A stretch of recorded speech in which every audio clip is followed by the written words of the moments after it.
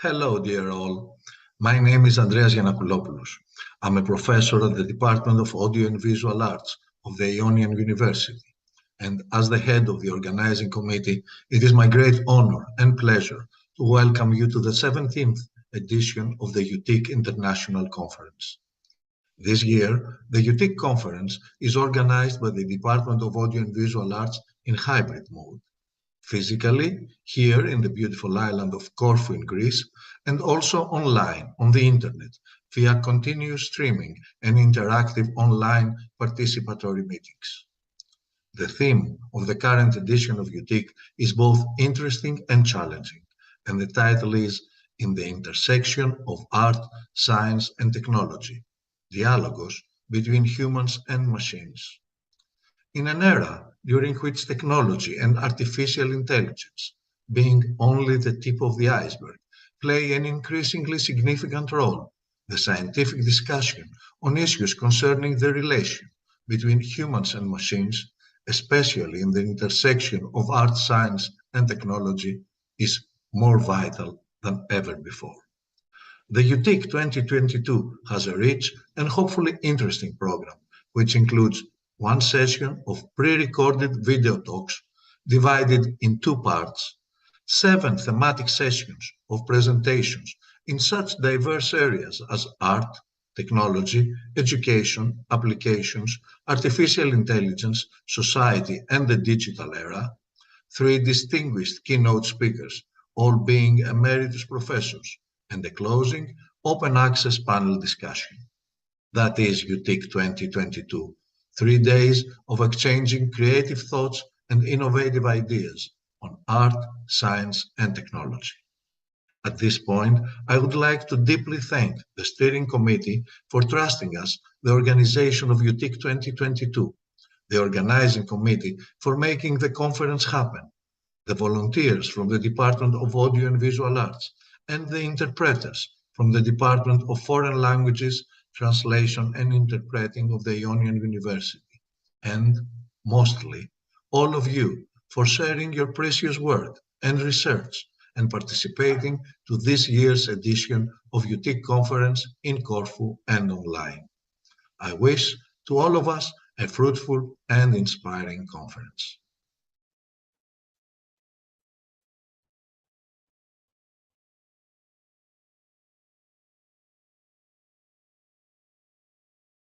Hello everyone, this is our paper From Panharmonium to Arduinonium, the unheard music intervals reproduced with an Arduino Uno.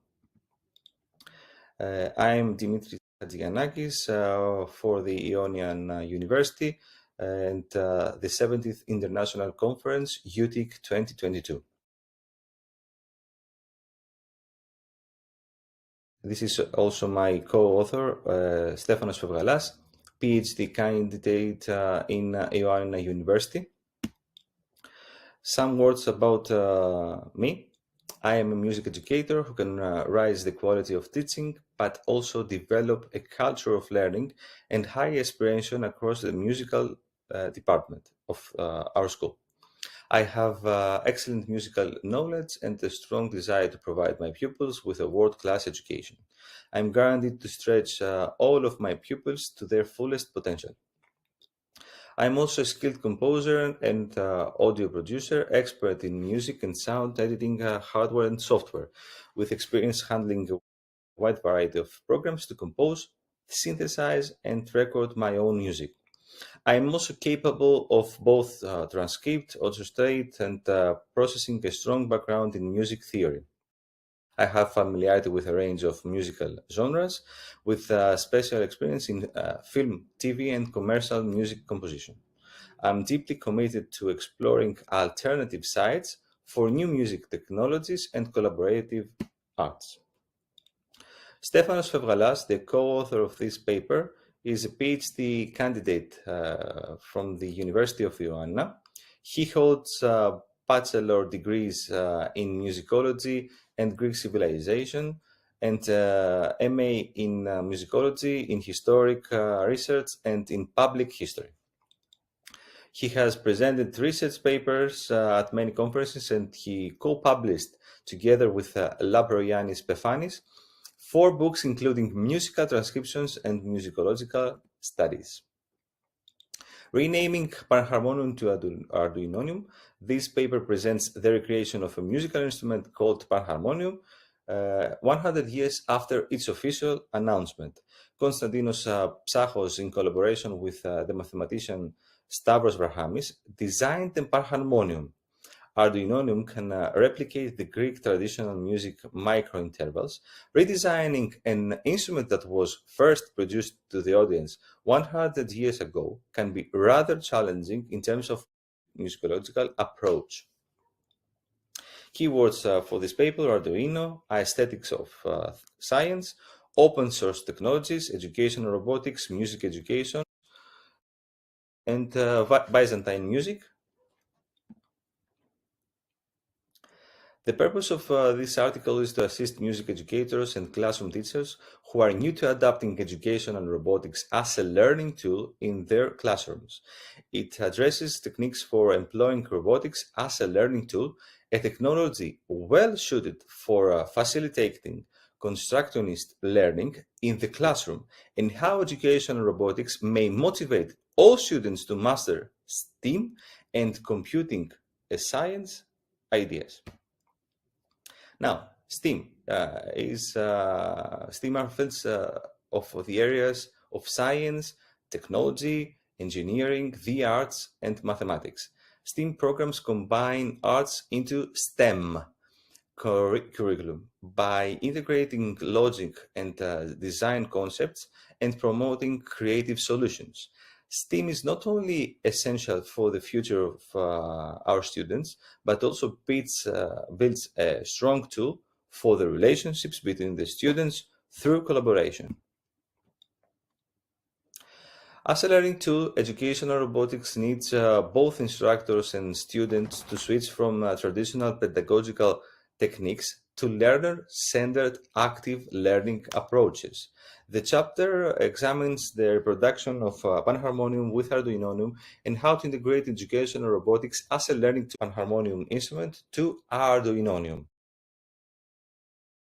Arduino is an open-source electronic programming platform enabling users to create interactive electronic objects.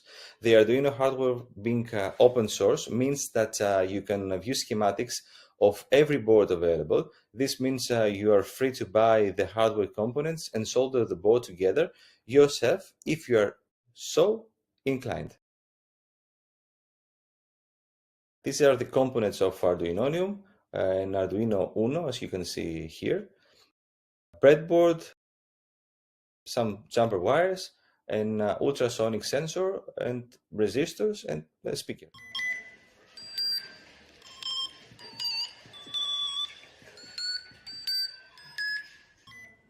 This video presents students experimenting with Arduino Uno and Arduinonium and creating a sound map of music intervals that were formed in Konstantinos Psachos' theory.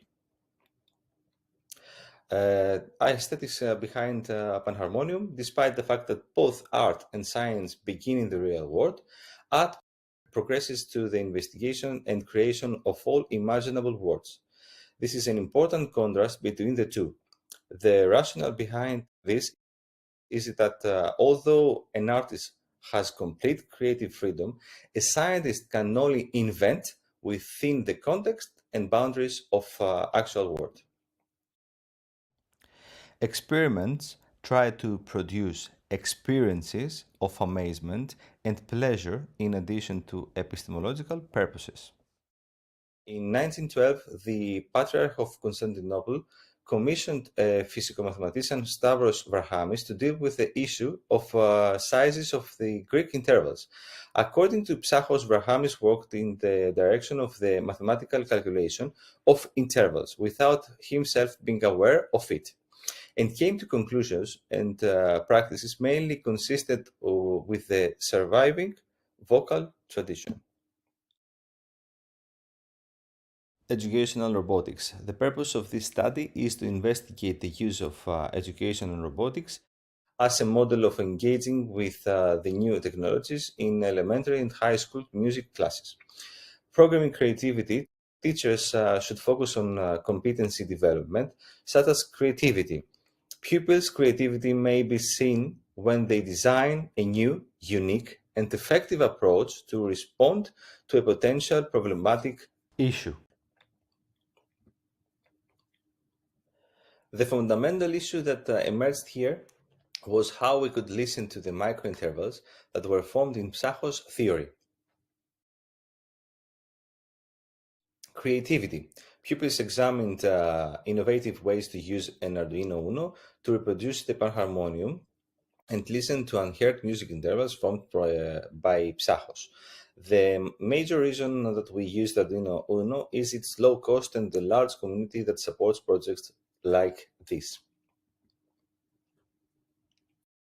A wide variety of instruments can create sounds that compose a piece of music. Musical instruments have been divided into groups depending on the manner in which the instrument creates the sound.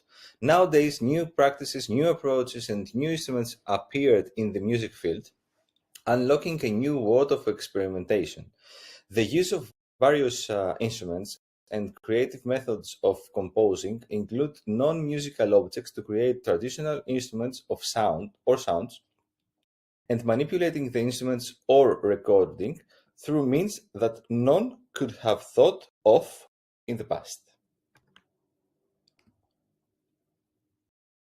Experimental music could contain sounds that feel outside of what we normally considered harmonic or musical. Konstantinos Psachos was a pioneer in the field of Byzantine music in the 20th century. He designed the panharmonium, having in mind of the production of a musical instrument that could perform the numerical value of its interval that he suggested. Byzantine music intervals have been at the center of debate for centuries. Konstantinos Psachos was a crucial figure in the musical life of the first decades of the 20th century. He was extensively involved in classical music, both in Constantinople and Athens, where he settled in 1904. Open discussion of that time about the definition of modal transitions, at least at the level of intervals. The whole orientation arises in connection with the historical and folkloric directions of the period. In this context, the differentiation from the West emerges, and the definition of the space of Greek music and its hegemonic character in the East traditions is supported. It is no coincidence that Psachos tried to establish the Asian aspect of Greek music while claiming that ancient Greek music was the source of Turkish makam and usul.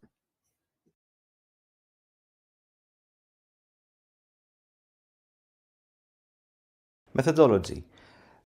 The focus of this research is to explore the use of educational robotics as a means of engaging with new technologies in music class in primary and secondary schools.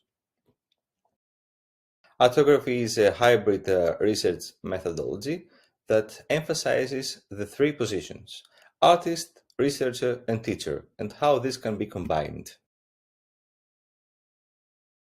Artography is a type of methodology that teachers conduct in order to improve their own creative skills and artistic practices. Artography is a research methodology that aims to capture, preserve, and artistically present moments in the process of rediscovering knowledge. Artographic imagination is a crucial and very important thing to the research.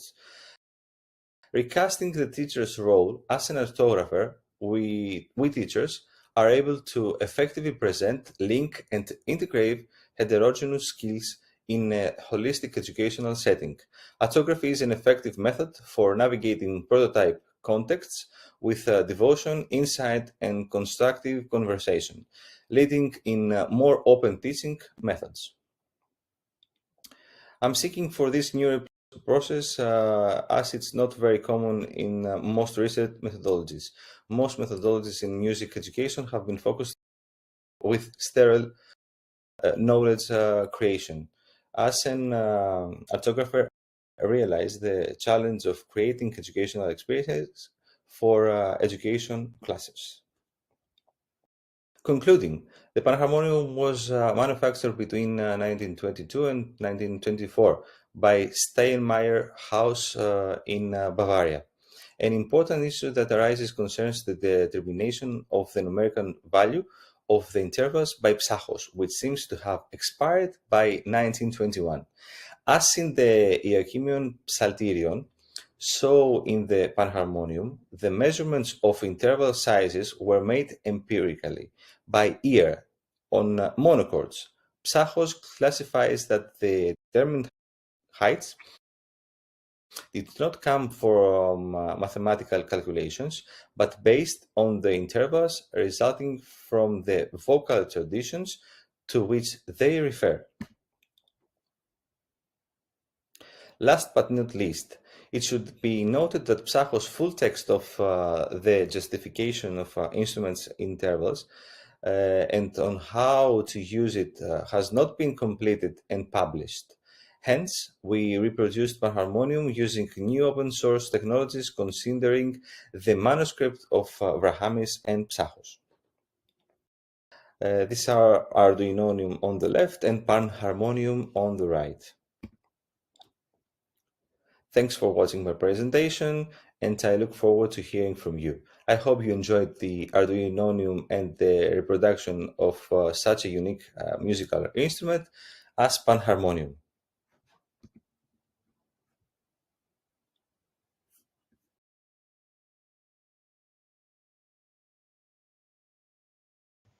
Hello, my name is Georgios Lumos and I am the CEO of Comic PC.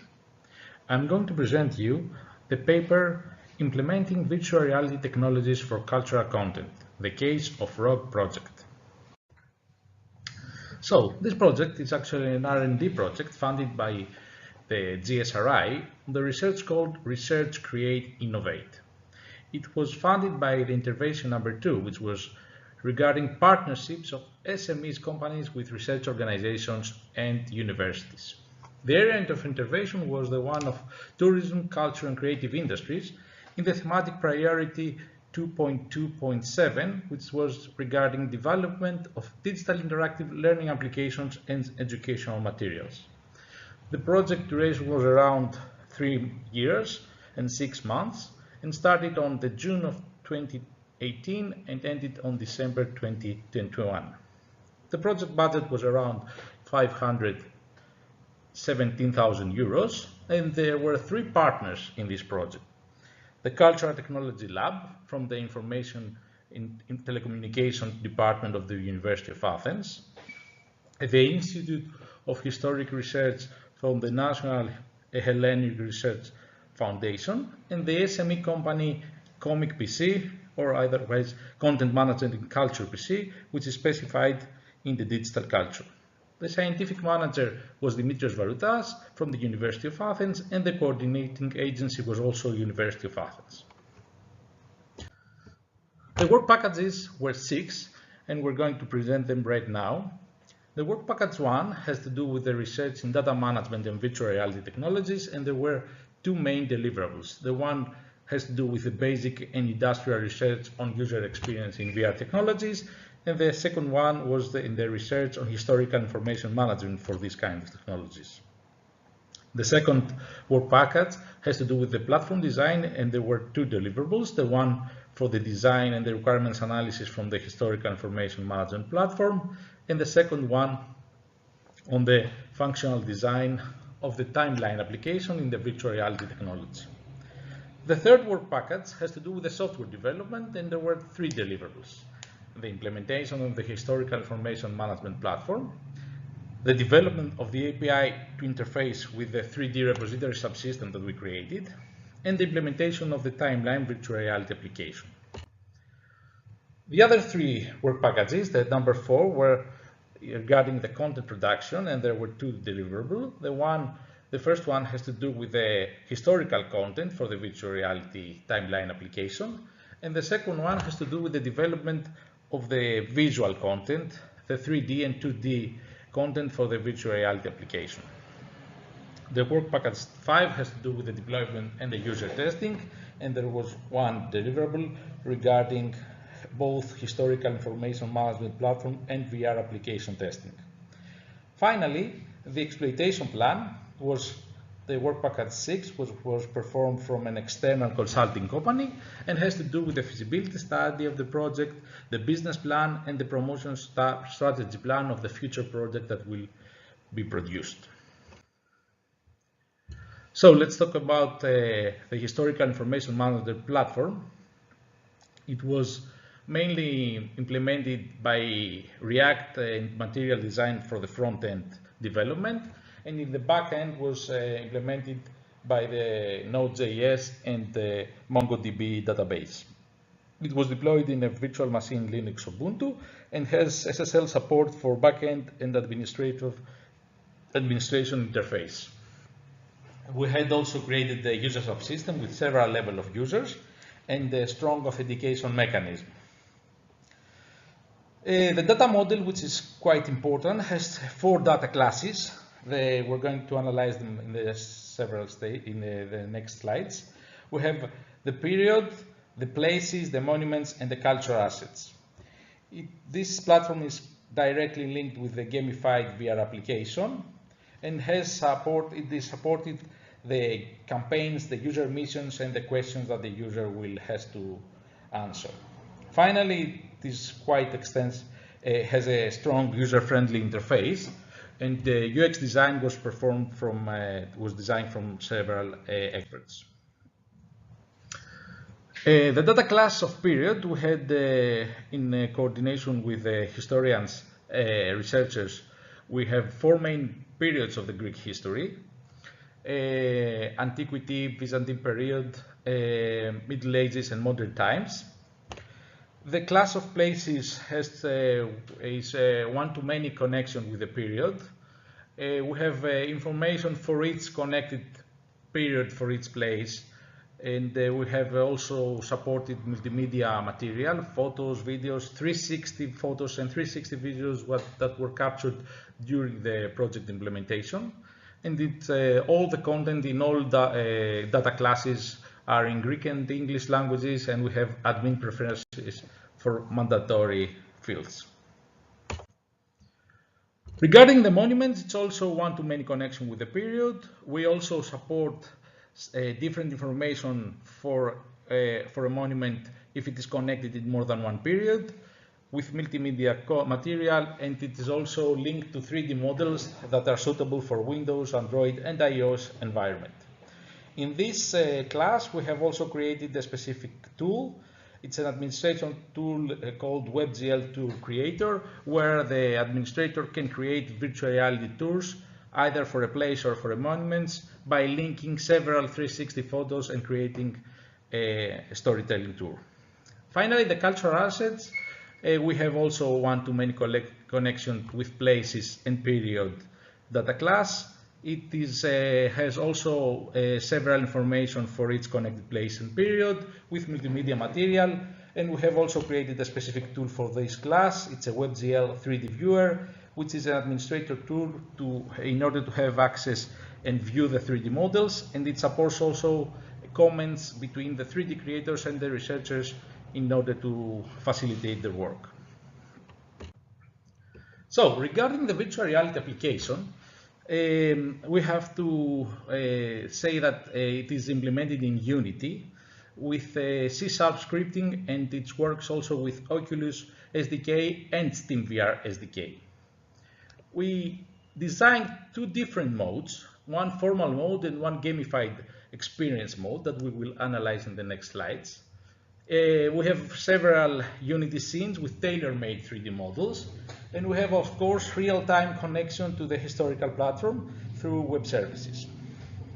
This virtual reality application works both on standalone and PC VR headsets. So this application works on HTC Vive, HTC Vive Pro, HTC Vive Pro 2, and Oculus Rift initially, and then Oculus Rift S, Oculus Quest 1, and of course Oculus Quest 2. One of the main strong characteristics is the user immersiveness through real-time hand gestures and interior external sensors. And of course, we have specific functionalities in Oculus and Steam VR environments that are automated with automated upgrades through third-party assets. So, regarding the formal mode, we have to say that it has direct access to the historical information of the platform. And as you can see, we have two main scenes. One, we call it a big map room, which is actually a map of Greece, showing all the places, the locations, and the monuments. It has a dynamic update with the platform. It supports audio narration mechanism through a TTS subsystem that we have created. And you can have, as we can see here, a direct access to the photos on a large canvas. It also supports some spheres that they are created with 360 photos and videos. And then you have finally the access to the 3D VR tour that we had talked previously, which is selected for places and monuments to have a guided tour. There is also another room, an exhibition room, which is actually a museum-like space with 3D objects and cultural assets, and the user has selection filters to select the content that he wishes. In the gamified mode, we're focused on two specific monuments. The one is the Tower of Uranoupoli, and the other is the House of Trident in Delos archaeological space. So this is a much more relaxed and amusing design approach. We have focused on learning through experiential activities, through a digital game, as we will see. The scientific aim was to examine the advantages of such approach. So we wanted to create bonds with the user. We wanted to have active learning and discover the VR possibilities for such design. In this gamified mode, we create a small map, which is also a map of Greece, but only showing the monuments for which there is gaming available experiences. We created a printer, which is a user-friendly tool for interacting the 3D content, and also the 3D spheres with 360 selected multimedia content. This is the VR, the part of the application that supports the user quest, the user achievements, and the knowledge quiz that derive from the platform. So, regarding the Tower of Uranoupoli, we have worked on a 3D reconstruction of the tower and the tower area as it was in the 19th century after death. We worked with laser scanning techniques combined with photogrammetry, and after that with texturing and UV mapping. We also created a lot of 3D models and integrated in the tower as it were from objects from the time that they were used. Actually, we tried to have a representation of daily life events and actions regarding the life of the monks living in the tower. The user has to achieve goals by successfully completing user missions and answering questions from the knowledge quizzes. Finally, the user has the ability to have a free tour in all tower spaces through photorealistic conditions of daily life representations. We have the support of custom-made visual and sound effects.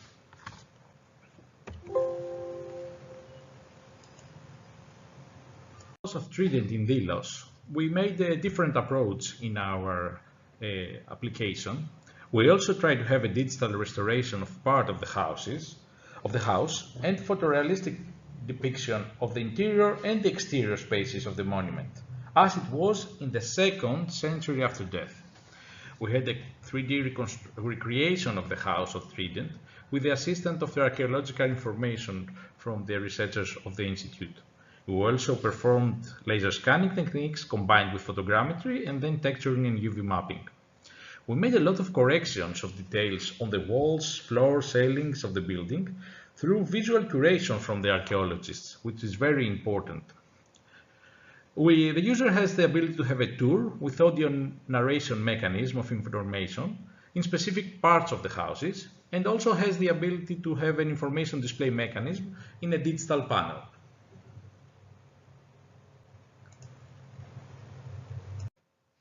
Finally, let's have a talk about the difficulties and the challenges that we faced. The first difficulty was to have the permission for photography and videography capturing activities from the state within the project lifetime, and that had a significant impact on the content creation. Also, we had to face rapid changes in the capabilities of virtual reality headsets, and that has also impact on the design. And also had to collaborate, we face significant difficulties on the collaboration among researchers and software developers regarding the virtual reality capabilities and the content customization. Of course, the significant high cost of development creating 3D content, which is a major issue for these projects. And also have to focus on several agencies and cover several techniques regarding the design of the solution. Finally, we must admit that there is a significant lack of specialized research staff in Greece and developers regarding virtual reality technologies. And of course, the market of virtual reality is quite immature. Thank you for hearing me. I hope you like our presentations and the findings of our R&D project. Thank you.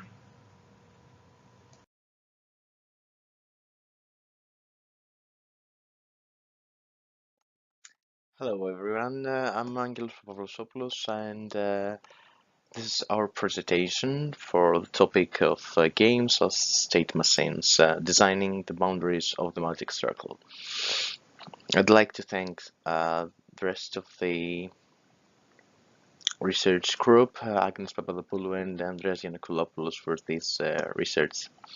So, in the domain of game analysis, research focuses on the formulation of a boundary classification framework and their affordances on the impact of communication of game and players. Which leads further into the analysis spectrum on game ontology. So, what is ontology, first of all? Ontology is the philosophical study of the nature of being, of becoming, or existence in general. But specifically in computer science, an ontology is a formal naming and definition of the properties and interrelationships of the entities that fundamentally exist in a particular domain. It's thus a practical application of philosophical ontology, a one with taxonomy as well. So game ontologies can be highly specific models of the design space of games, or they usually try to answer some really general questions, such as what are games, or what do games consist of, leading us towards the two different types of game ontologies below, which are formal or descriptive ontologies, which are the ones that actually asking what are the functional characteristics and components of game objects and the relations between them. And the second category is existential ontologies, which ask actually what games are and what kind of existence a game has in total. Now we're reaching what Huizinga described as the magic circle. So some of us may be familiar or not with the concept of the magic circle. I'll try to quickly grasp the essence of it. So what Huizinga calls, we call play, is like a free activity, standing quite consciously outside of what we try to call ordinary, and it's described as something not being too serious, but in the same time it's time-absorbing and intensively submerges and occupies the player's interest. It's an activity connected with no material interest whatsoever, and no profit can be gained from it. It also has some distinct variables that we'll read further in this presentation. It proceeds within its own proper boundaries of time and space, specifically, according to fixed rules that are presented in an orderly manner. In general, the magic circle is described like a thin layer that distinguishes the game world from reality, like a transparent dome that submerges the game world and the essence of games within it. And what actually is inside this magic circle, it's we players playing within the magic circle. We actually tend to translate and give other meanings to things within the circle than people looking or watching us outside from the circle. So here's a great example, actually, of if we get a ball into the net, we might be scoring a goal if we're probably playing a football. So we are within the magic circle of football. But to other people that are not familiar with the sport, they could interpret this as kicking a ball in the net. So what games actually provide us, it's endogenous value. It's a value that only exists, and it's relevant within the game world.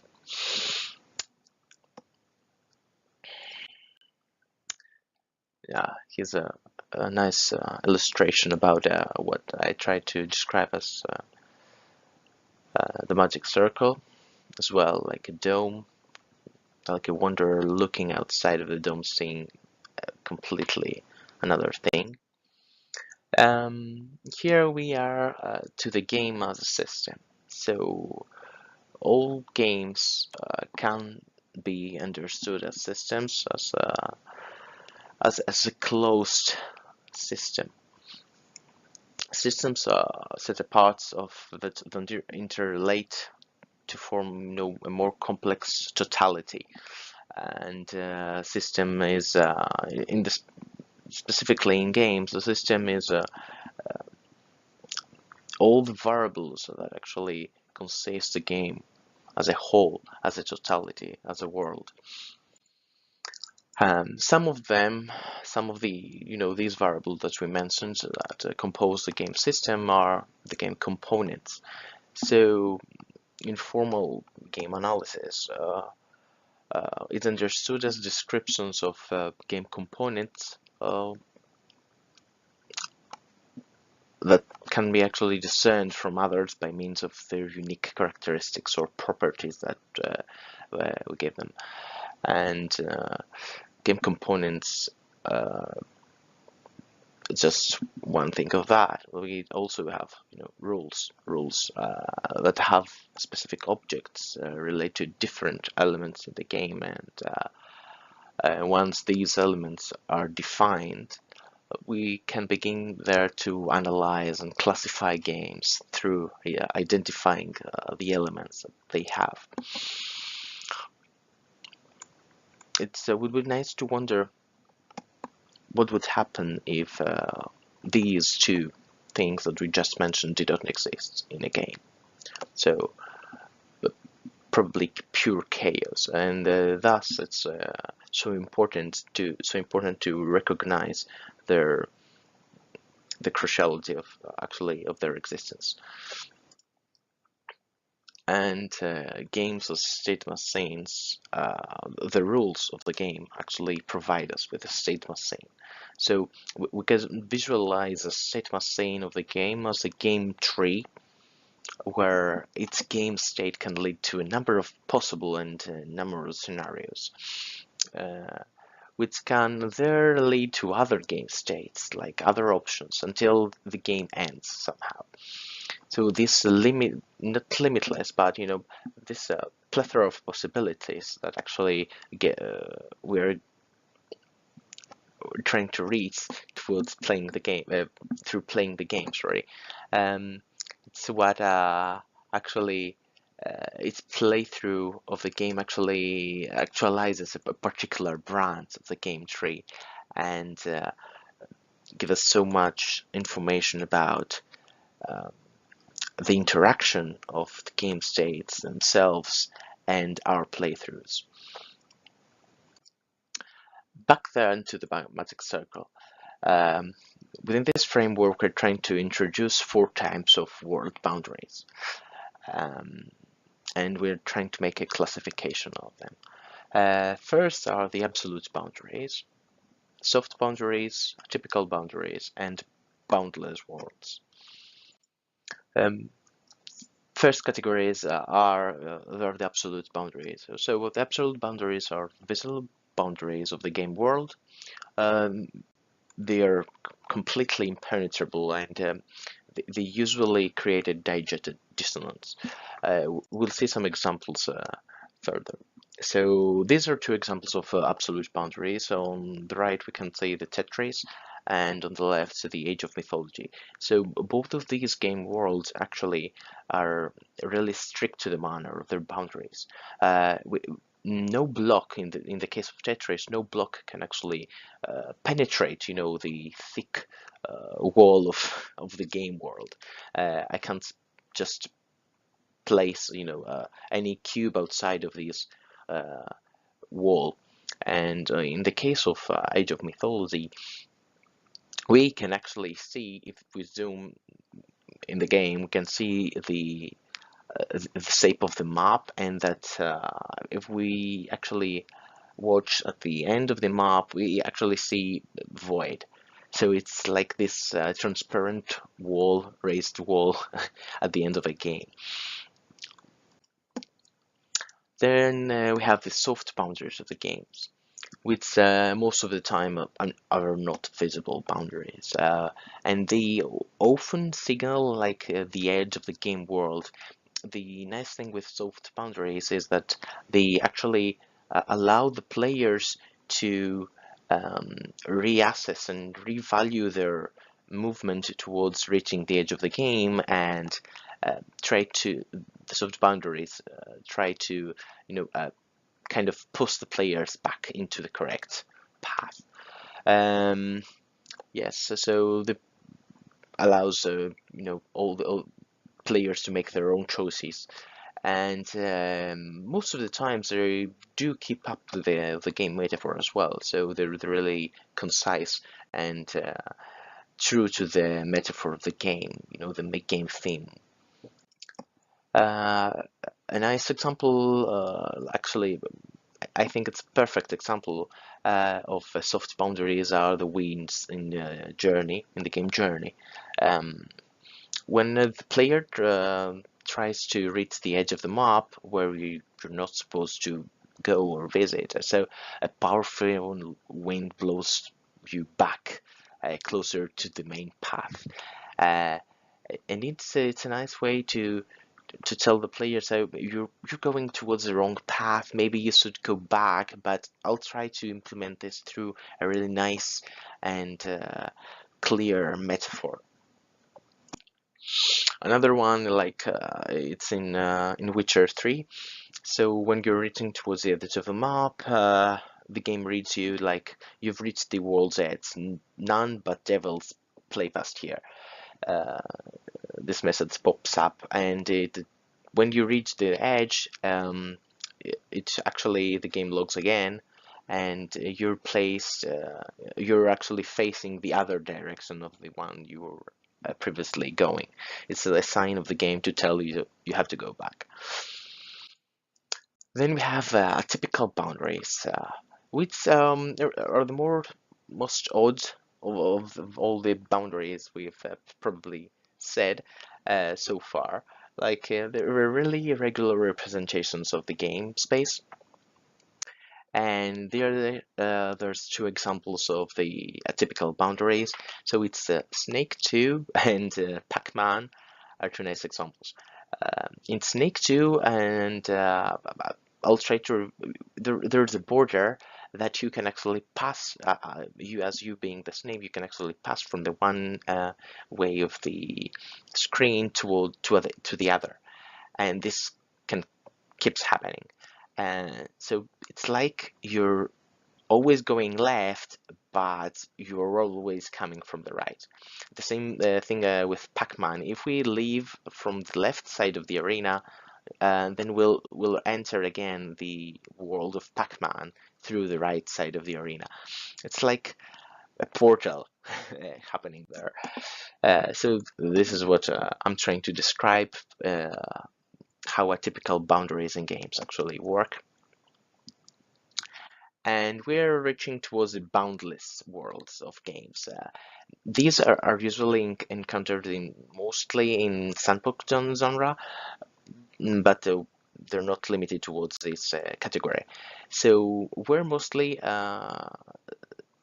talking about procedural map generation, where the content never ends and the maps keep growing and growing and growing and growing procedurally. Never ending, actually. That's pretty much it. So what's the importance of boundaries? The interchange of players' actions and their effect upon the game states, it's what constitutes the foundation of player and gamer communication.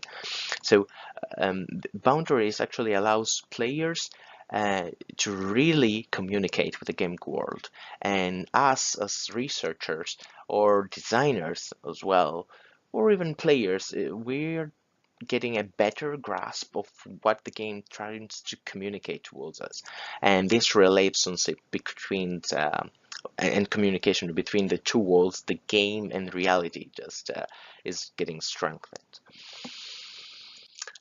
Thank you a lot for your time, and yeah, I also thank my fellow professors. Thanks again. Goodbye.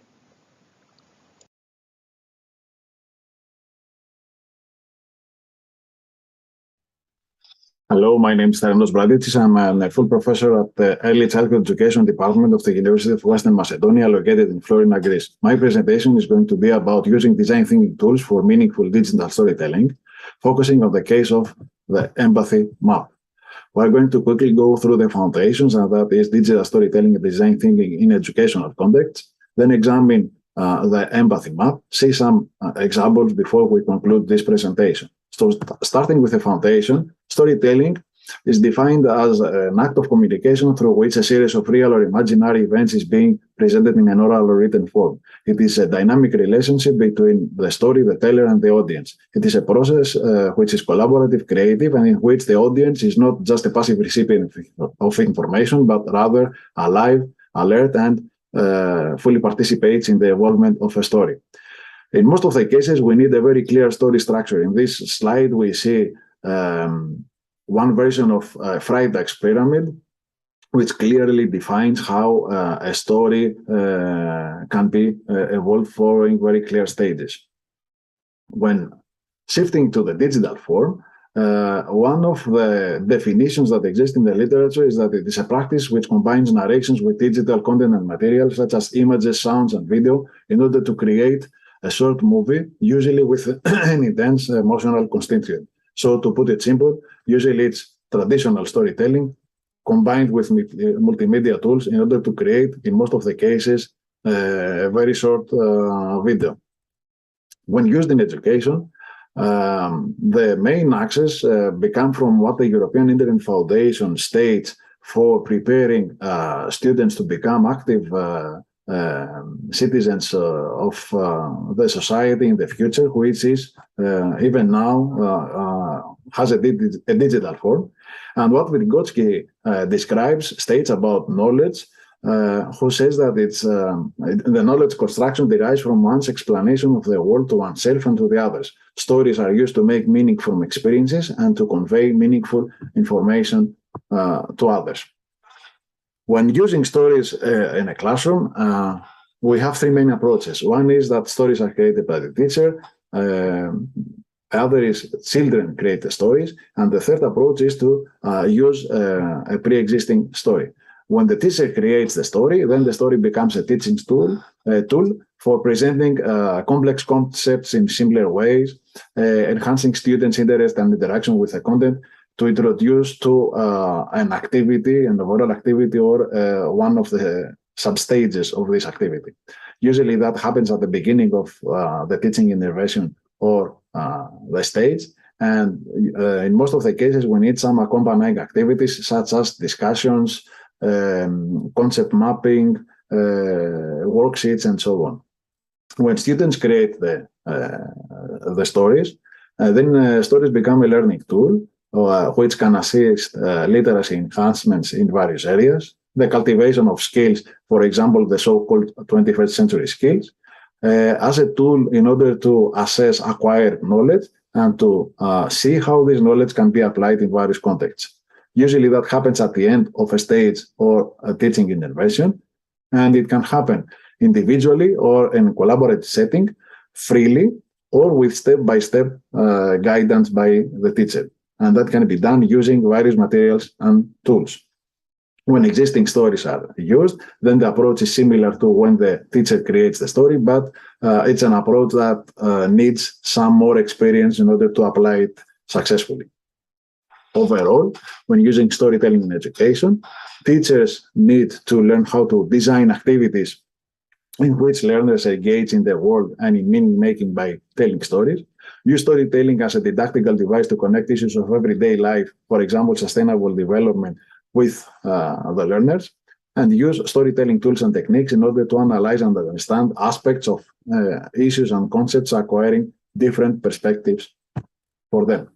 In our laboratory, the Creative Innovation and Technology in Education Laboratory, we have tested digital storytelling extensively for over 10 years with various disciplinary areas. This is an indicative list of examples that we have tried successfully. That led us to trying to figure out ways in order to guide students when creating stories. And that brought us the idea of combining design thinking with digital storytelling. Design thinking is an approach that initially started from the entrepreneurial area for developing, designing products or services. This is the most commonly accepted model of design thinking that comprises in 5 stages: empathize, define, ideate, prototype, attest. So when designing something, we need to empathize with the final user, define aspects of the problem that we want to solve, ideate, that means come up with some ideas in order to solve this problem.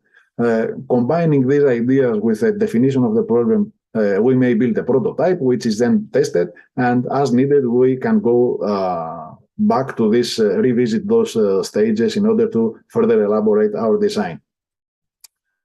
When used in education, and that happens for over 10 years now, design thinking is both a mindset and an approach. It involves curiosity, inquiry, and solving a problem, and it has to do with empathy, ideation, and iteration among these stages.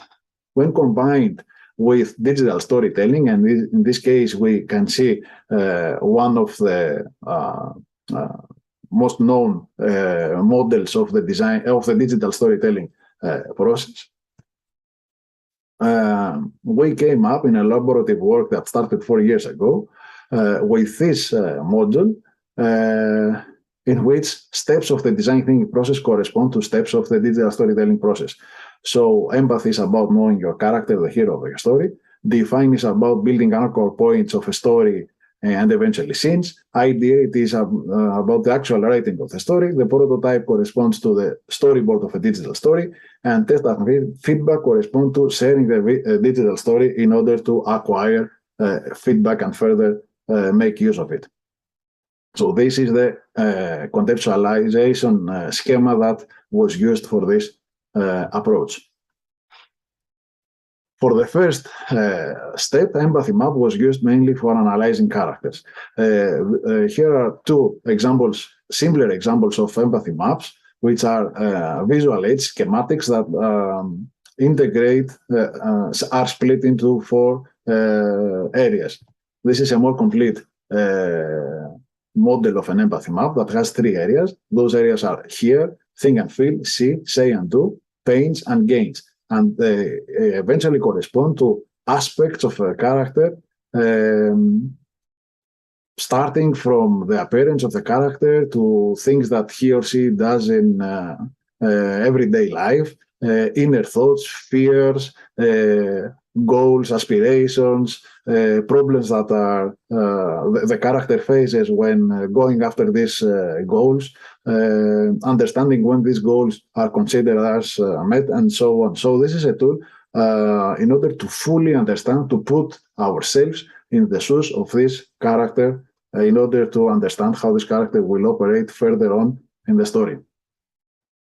Making use of this combination, we came up with 3 ideas, and they appear here in chronological order. The first idea was to analyze a character when creating a story. The second idea was to analyze a character of an existing story. And the third idea is to combine the first 2 ideas with other pedagogical approaches.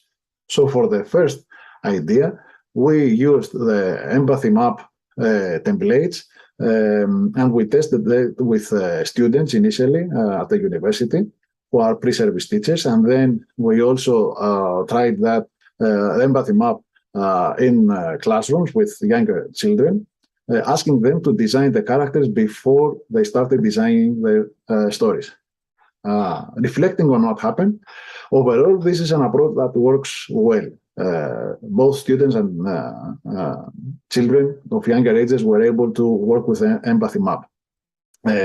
It was not uncommon for children to be more creative in their descriptions than the adult students, who initially tried to focus on superficial description, so the outer characteristics and not the inner characteristics or aspects of the character.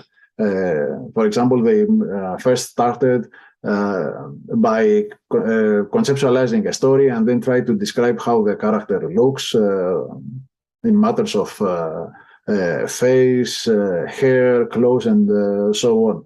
So they needed some guidance with reflective questions or provocative questions in order to get more deeply in analyzing a character. These questions are what are mentioned in the 3rd bullet as visual aids that work better until the approach is mastered. So usually they appear on the empathy map as questions that guide or scaffold in some sense the thinking of the empathy map users. The second idea was to analyze characters from an existing story. This was also tested with both adult and non-adult students. Again, the outcomes were similar, so it works better, but it needs some more elaboration. The problem is that it needs more time and more effort in order to decontextualize the character from the actual story, because having the story in mind, students tend to try to answer to questions that are related to the story plot, the story evolvement, and not the character as an individual entity. And in this case, the visual aids possibly are more important to be used. The third idea, combining empathy map and this approach with other approaches, eventually is about using mixed methods. And this is an idea that was built within the Digital Destiny Erasmus Plus project, which is actually ongoing. And a training took place less than a month ago. So the idea was that we examined 4 approaches: problem-based learning, project-based learning, digital storytelling, and design thinking. And we identified the steps that correspond to parts of each one of the models, and try to identify the overlapping of those steps. That led us to the idea, what if we could use those overlapping stages in order to shift from one approach to the other, or to combine approaches in order to use tools from one approach in order to serve the evolvement of the other approach. So in this case, we see an empathy map that was used in the training that I just mentioned. We used the Three Little Pigs story in order to study sustainable development and sustainable development guidelines as set by the United Nations. In this case, one of the three pigs is being analyzed in order to identify the problem and the reason that this problem occurred, possibly also aspects of the pig's character, in order to reach some conclusions that are connected to sustainability. After the empathy map, the trainees were introduced to other tools, such as the problem analysis tree and the problem statement template that we see in this slide. So in order to conclude, the empathy maps are useful in many contexts, as the experience of the past 4 to 5 years shows. They have been tested both in face-to-face context and blended learning context, especially during the pandemic period. They can be integrated in more complex learning design, both as standalone tools, but also combined with other tools, as the Destiny idea shows. But regarding future work, we need to work more on building a modality before actually making good use of empathy mapping educational settings. We need to fine-tune the visual aids, and that is something that's quite difficult at the moment for the teachers that are not experienced in using empathy maps. And that leads to an idea of trying to design pre-filled maps with provocative questions and other aids in order to match various needs and occasions. And in this case, they can be used as is in various educational contexts. So that's work for the future. And also, we have started considering the idea of expanding the mapping idea to other elements, not just characters, but also situations and other non-living elements. Thank you for our attention. Sorry for not being able to be there in order to answer questions, but if there are any questions, please feel free to contact me using this information. Thank you.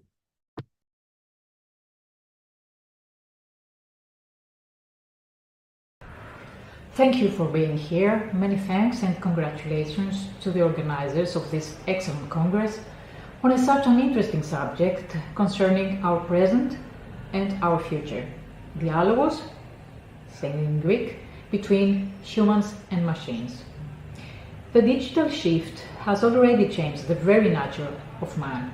From the wired man and the third industrial revolution of computers and cyberspace, we have already passed to the wirelessly, constantly networked man of smartphones, social media and bots. And from the third industrial revolution, we are moving to the fourth, the beginnings of which we are already experiencing. It is the period of humanity in which the physical, digital and biological worlds intertwine with the help of technology that, by exponentially reproducing itself, is already not only drastically changing our conditions of existence and our perceptions of them, but also the very human existence in a sense. AI, artificial neural networks and machine learning will determine our conditions of living. My subject, therefore, is which AI and in whose image and likeness. Algorithmic bots, as a kind of primitive form of artificial intelligence, are already executing tasks at an exponential rate. Sophia, a humanoid robot, or a chatbot with a face, answers human questions in a human voice. But what is their design basis? What social models will they reproduce? Are prejudices, social distortions, gender discrimination, and ideological political attitudes implanted in their design? And what exactly is this dialogue between humans and machines? Let's start from the last question. Dialogue, is a word deriving from the Greek words dia and logos, dialogos. Dia means through, and logos means speech, but also reason, the power of the mind to think, understand, and form judgments logically. So dialogos can be understood as conversation, but it has a meaning as discourse when it has preconditions and includes reasoning. The right to freedom of expression, without degenerating into insults, the respect for others, acknowledge them as equals, the respect of the other's dignity, equal right to speech, argument, are among the prerequisites for a substantial dialogue. What kind of a dialogue between a human and a machine is this? Perhaps a dictated dialogue. The software developer asks the question and gives the answer himself, even if there are a total of possible answers. The dia, the first part of the word dialogos, becomes an interaction between the user and the machine, and the logos, the second part of the word dialogos, is reduced to the reproduction of words and sound to the developer's logic. It certainly undergoes interaction, however, and I don't want to underestimate small talk. Even a simple good morning or good night is important. All such small talk is a form of particular communication between the machine and the human, which may produce psychological and emotional results. From Sophia to Siri and Alexa, the most famous virtual personal assistants, automatic translation or self-learning algorithms of the search engines, face recognition, chatbots, the automated, complicated to a degree games and more, artificial intelligence, even in its narrow or weak AI form, are already here, and research in this field is ongoing and advancing to achieve the aim of strong AI. Narrow artificial intelligence, the results of which we are already experiencing in design and to execute limited aims such as e.g. face recognition, internet search, or driving a car, while strong AI or artificial general intelligence aims at the simulation of human intelligence without limit, and even though it is developed by a human, it self-trains itself through its experiences. AGI can think, understand, and act in a way that is indistinguishable from that of a human in any given situation. On the 8th September of 2020, The Guardian published 500 words. It was an article in its opinion page written by a kind of robot, an engine that is learning. It was Elon Musk's OpenAI GPT-3 model, an application, a cutting-edge language model that uses the machine learning to produce text equivalent to human writing. A model that needed to be reset so that it produces less offensive language, less misinformation, and fewer mistakes overall, unless, of course, explicitly told not to do so. Simply put, artificial intelligence involves using computers to classify, analyze, and draw predictions from datasets using a set of rules called algorithms. AI algorithms are trained using large datasets so that they can identify patterns, make predictions, recommend actions, and figure out what to do in unfamiliar situations, learning from new data and thus improving over time. The ability of an AI system to improve automatically through experience is known as machine learning. The question of whether Homo sapiens will save first of place to a machine as sapiens remains open both with regard to whether it can be achieved as well as when it could be put into effect. Nevertheless, Deep Blue's victory over Garry Kasparov, it was recorded as a victory of the machine over man, despite the fact that it was the result of narrow artificial intelligence. However, this was also a machine programmed by a human thought, as are, after all, the calculators that carry out mathematical and other problems at speeds and accuracy greater than those achievable by man.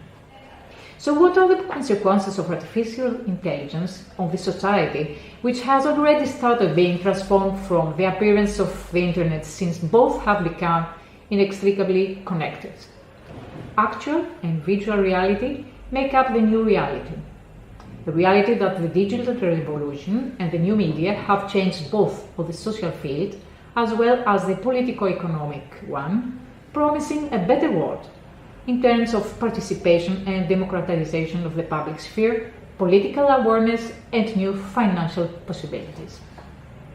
However, as often happens with new technology, great expectations soon gave way to lost illusions. The digital revolution, with the help of algorithms of finessing artificial intelligence, fell prey to digital surveillance, rendering freedom of expression and the right to information relative, subverting privacy and also security, and creating new dividing sections, especially between the information rich and the information poor. A decisive division, since information is precious and describes the modern era as such. The benefits of the application of artificial intelligence can be registered in the obvious aims of facilitating our daily lives, but these can also have negative consequences. Furthermore, the improvement of productivity through artificial intelligence applications can be counted among the positive consequences, but can also be among the negative consequences when seen in the light of substituting human labor. The contribution of AI to the protection of the environment can also be included in the positive effects. And I stress this since it is of the utmost importance of the future of humanity. In the economic sphere, the OECD stresses that through cheaper and more accurate forecasts, warnings or decisions, artificial intelligence promises to improve productivity, affluence, and to help deal with complex challenges. In addition, it further stressed that leverage from the artificial intelligence demands additional investment in data, skills, and digital workflows, as well as changes in organization procedure. However, already the movement to the new environment, or even just preparing to be ready to welcome this environment, creates new inequalities, this time more determining and deeper, since it is a field accelerating procedures related to all aspects of human life. Leading scientists warn that it is imperative to control artificial intelligence. The delayed efforts to regulate the conditions and the consequences of the third industrial revolution constitutes the motive to deal with the problems raised through the application of AI. Elon Musk has described it as possibly even more dangerous than nuclear weapons. Beyond the theoretical possibility that man's creations will overtake their creator and might even become a substitute for him, the more obvious dangers are enough to raise our attention. Reproduction or intensification of discrimination and prejudices, infringement of privacy, absolute control over citizens through the use of AI by regimes to target specific populations or minorities, widespread cyber attacks, manipulation through surveillance, conviction and deception, inadvertent accidents, wrongful data or faulty execution in the administrative justice, autonomous weapons, marginal application of AI.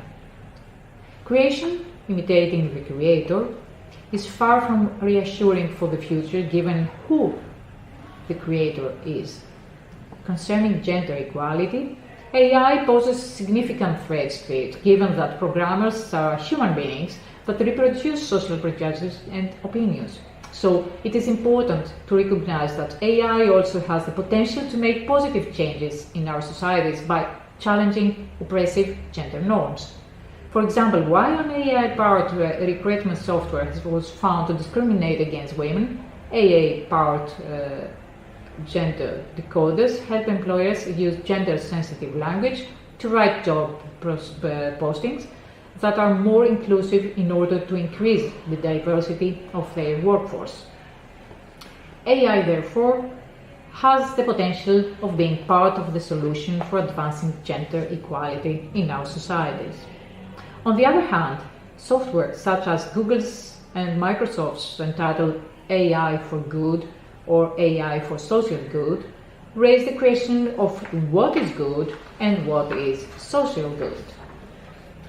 In the competition between China and the US over artificial intelligence, China is ahead since the collection and processing of data is under no restrictions, and the Chinese Great Firewall has been skillfully raised in cyberspace to control the flow of information. So, what kind of AI will be produced in China, a country accused for human rights abuses? And this raises the great question of the application of regulations and moral rules. How can we ensure the general application of regulations so that artificial intelligence systems can be free of algorithmic prejudices and respect of human ethical principles and values? The question remains rhetorical. And the second question, which remains unanswered, is how will society react since the adaptable robots and systems of machine learning will displace an ever-growing section of workers either in production or services? The creation of new jobs owing to AI does not appear to provide an equal number of those lost, despite the research references claiming the opposite, that, however, hasn't to add the need for the labor force to develop other skills. In addition, in 2019, research by the IMF found that female workers are at a significantly higher risk of displacement by automation than male workers. This is not a surprise given that the majority of jobs which can be executed by AI programming, such as administrative, clerical, bookkeeping and others, traditional are held by women. The economic consequences of artificial intelligence, and particularly for labor, determine the course of society as a whole, affect the social fabric, and consequently they affect the political field, which affects the conditions of our very being as a society. High unemployment and human despair lead to populism and fascism.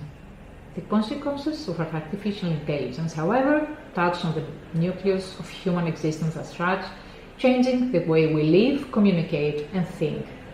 Wired up man and perennially networked no longer constitute science fiction, and the third generation has come of age. Locating the possible consequences in the use of artificial intelligence and the regulation of such a field are paramount importance for the future, which does not cease to appear dystopic. At the core of this discussion, security and trust are uppermost, but we cannot foresee where it will end up, since, among other things, it depends on equally unforeseeable conditions, ideological political directions, and economic factors. At the end of the day, it's not just about AI. It's about our fundamental values that should be respected while we progress technologically. And this is a human and political decision. Thank you.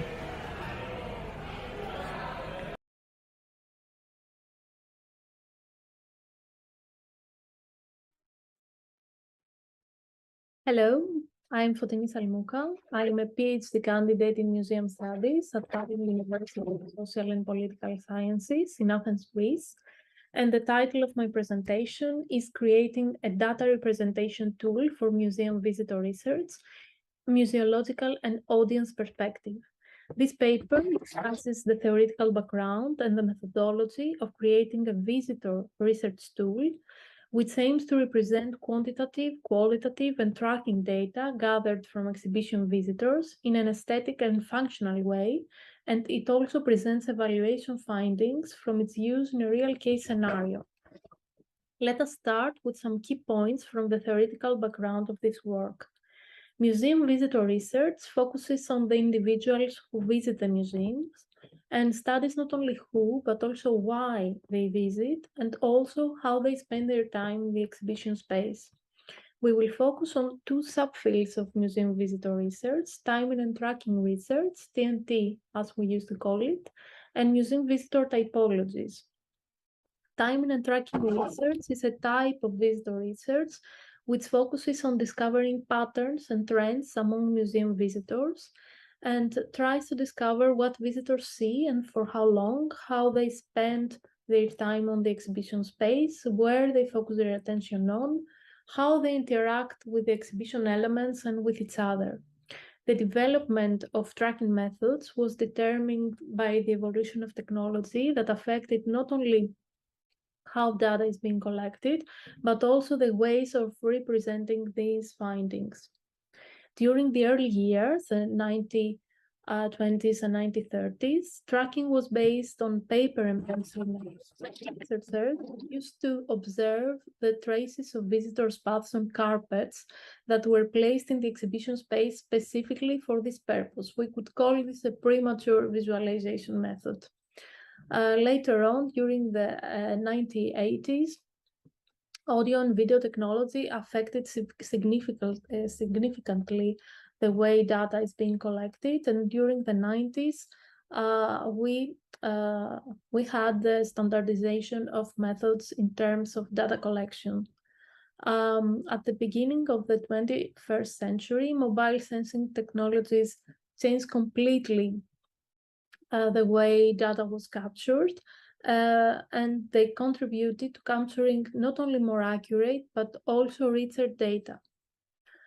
During the last decade, museum practice is increasingly being shaped by artificial intelligence, which in the field of museum visitor research, it is adapted for analyzing and predicting visitors' behavior and for identifying street visiting styles.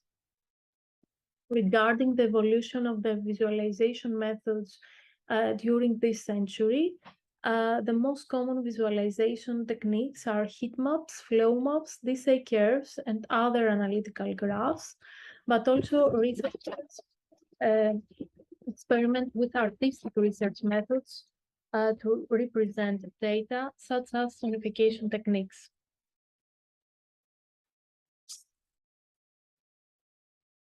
Our second point of attention in this presentation is typologies of museum visitors. In museum studies literatures, a variety of typologies exist, but here we will focus on two specific typologies that we use to build our tool that I will discuss later on. First of all, the typology of John Falk, which is an identity-related typology and categorizes visitors in 5 groups: experience seekers, explorers, facilitators, hobbies, professionals, and rechargers. It is one of the most well-established typologies, and it is used to discover visitor groups in physical and digital museums. Also, the Levasseur and Veron typology.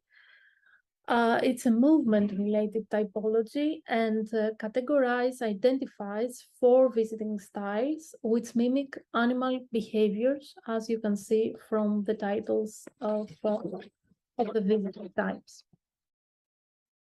Let us now move on to the case study of this paper, the AI Trace case.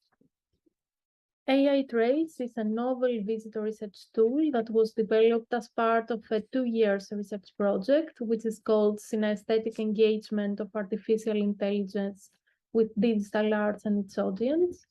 It's a project that was funded by the Hellenic Foundation for Research and Innovation and supported by Pantheon University. AI Trace tool collects qualitative, quantitative, and tracking data from museum visitors to create a unique per visitor data representation in the form of an audiovisual digital object. We discuss a little bit in detail this process in the implementation scheme of AI Trace. AI Trace is based on the construction of two discrete profiles for each visitor. First, the visitor profile, which is defined from a pre-visit questionnaire and categorizes each visitor according to the Falk typology. Second, the behavioral profile, which is defined by timing and tracking data that are gathered from the movement of the visitor in the exhibition space. These data, this body of data feed the AI subsystem of AI Trace that has learned to predict the 4 visiting styles that were proposed by the Levasseur and Veron model. The parameters that define its profile, these different kind of data, are mapped to a set of criteria, compiled through a tailor-made meta-language, and return a unique per visitor digital object, which reflects a visitor's activity within the exhibition space. The user experience is enriched by the placement of the personalized digital object in an augmented reality space within the physical exhibition space, allowing the visitor to interact with other objects. Let us focus on the parameters that build our meta-language, the AI Trace meta-language. The representational aspects of this meta-language include visualization and sonification techniques for the creation of a unique per visitor digital object. The adopted techniques aim to explore a novel way to present data gathered from museum visitors, which is as interesting to the visitors as it is useful to museum professionals. This digital object contains a unique mix of colors, morphology, and ambient sound, and is shaped like a planet. The AI Trace tool, it started towards reverse engineering, as it encourages the extraction of information about the user profiles via visual and auditory observation. The collected data values are mapped to acoustic and visual attributes of these digital objects, and they are based on logical assumptions that allow the spectators to draw conclusions by comparing the features of each object with each other. Their proposed topology, you can see the proposed topology in this table. For example, one of the 5 visitor profiles proposed by Falk are mapped to 5 musical bass notes that form the ambient sound of the object, while a set of differential scale equations control different features of the object, such as the modulation of sound, its color, the opacity of the color, the texture of the surface, or the volume of the sound. In this image, you can see some of the digital objects created by visitors in the pilot launch of AI Trace that I will discuss now. The AI Trace pilot launch took place in June 2022 in a specially designed digital arts exhibition space curated by the Athens Digital Arts Festival team. And this event was hosted at the Music Lab of the Music Library of Greece, Lilian Vodouri. You can see here briefly some demographics of our participants. We had a total of 93 participants in this pilot launch, and 77 of them filled the evaluation questionnaires that I will discuss now. Also, you can see in these pictures on the left an example of a digital object created by a participant, and on the right an infographic that explains to the participants the correlations among the collected data and the parameters of the object. Unfortunately, the infographic is in Greek, but you can just observe the rest of it. Now let's focus on some evaluation findings regarding the representational aspects of AI-based application. And from this evaluation questionnaire, we will focus on the following categories: familiarity, interest and curiosity, understanding and explicability, engagement, and perception. In terms of familiarity, only 30% of the participants were highly familiar with AR technology, while 44% of them had never used an AR application in an exhibition space before. Regarding interest and curiosity, respondents expressed great interest regarding the analysis of their own museum experience, as well as the experience of other visitors. Regarding understanding and explicability, the explicability of the object, participants were asked to evaluate to what extent they understood the visual and auditory characteristics of the digital objects that was created specifically for them, and 74% of the responders claimed that they understood the object's characteristics enough or a lot. Also, they were asked if the infographic that was available in the exhibition space was helpful in further understanding the object's specific features, and 84% of them claimed that it was helpful enough or a lot.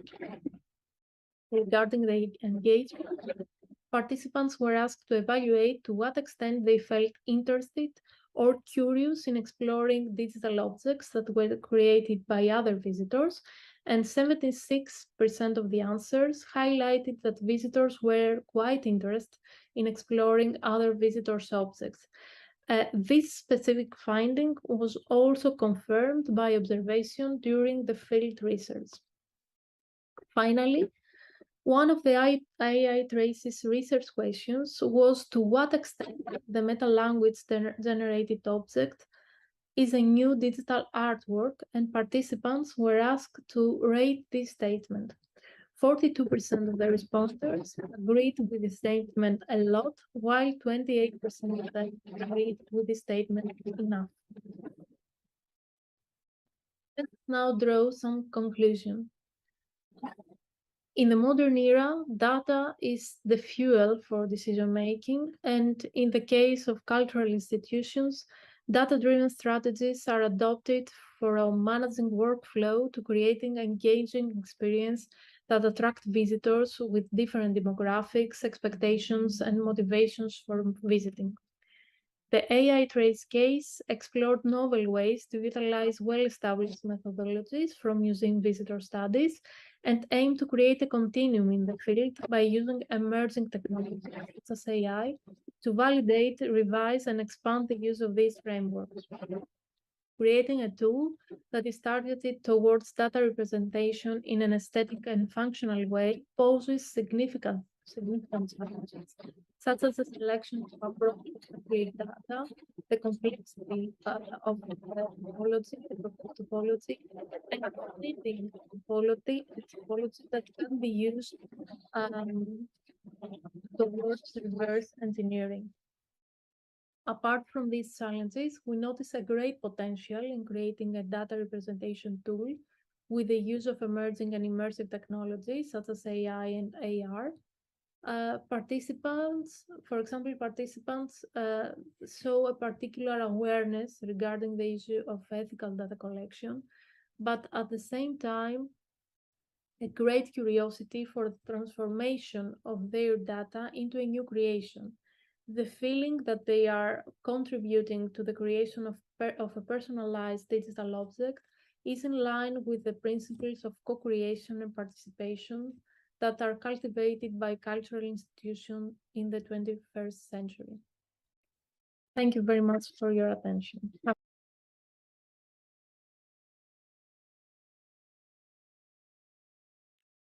Good morning. My name is Aristidis Labrejorgos, and I'm a PhD candidate in the Department of Audio and Visual Arts in the Ionian University.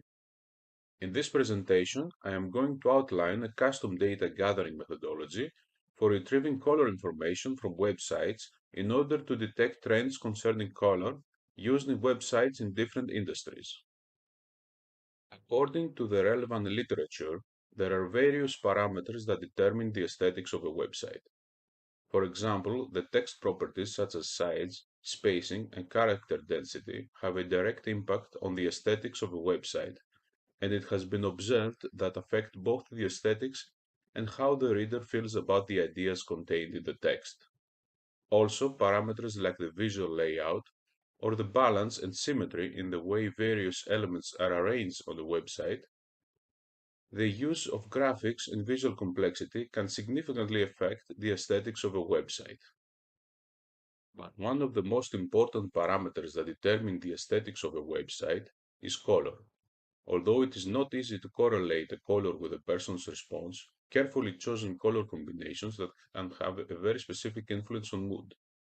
Properties of color such as hue, saturation, and brightness can affect the user's perceptions, physical and emotional reactions. Additionally, how warm or cool a color is can affect the user's mood. In addition to individual colors, an important parameter that determines the aesthetics of a website is also the combination of these colors. Ineffective color combinations and colors that are not compatible with each other, based on the color wheel, negatively affect the visitor's perception of the aesthetics of a website. In the present study, a custom data gathering methodology for retrieving color information from websites is used in order to detect trends concerning color used in websites in different industries. Through an automated process, screenshots of websites are gathered and then analyzed. Both color usage and color combinations are measured, and the effective use of color schemes is evaluated based on color theory and the color wheel. To determine the sample of our research, we use data from website SimilarWeb, where web traffic is measured. SimilarWeb ranks websites into 24 main categories. To ensure that our sample contains websites that have had an impact and high exposure, we selected the most popular in terms of market share and traffic. The 500 most popular websites per category were retrieved, resulting in a total of 12,000 websites stored in a database.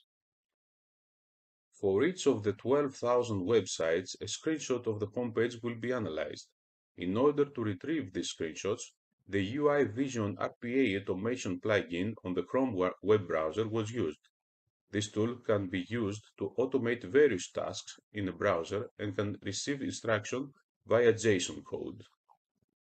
This is a major advantage as the JSON code can be automatically generated and then imported into the plugin. An application developed in PHP code reads the domain information from the database and generates the JSON instructions in text format. The plugin supports functions such as loading a website, taking a screenshot, and saving it as an image file. This way, a large set of commands can be generated for a large number of websites, and by feeding these commands to the plugin, the screenshots can be generated and saved automatically. An algorithm was developed using the PHP scripting language and its native image handling capabilities to discover information regarding the use of color in each screenshot. The algorithm uses image scaling to identify and extract colors from a screenshot into the hexadecimal color code used in web design.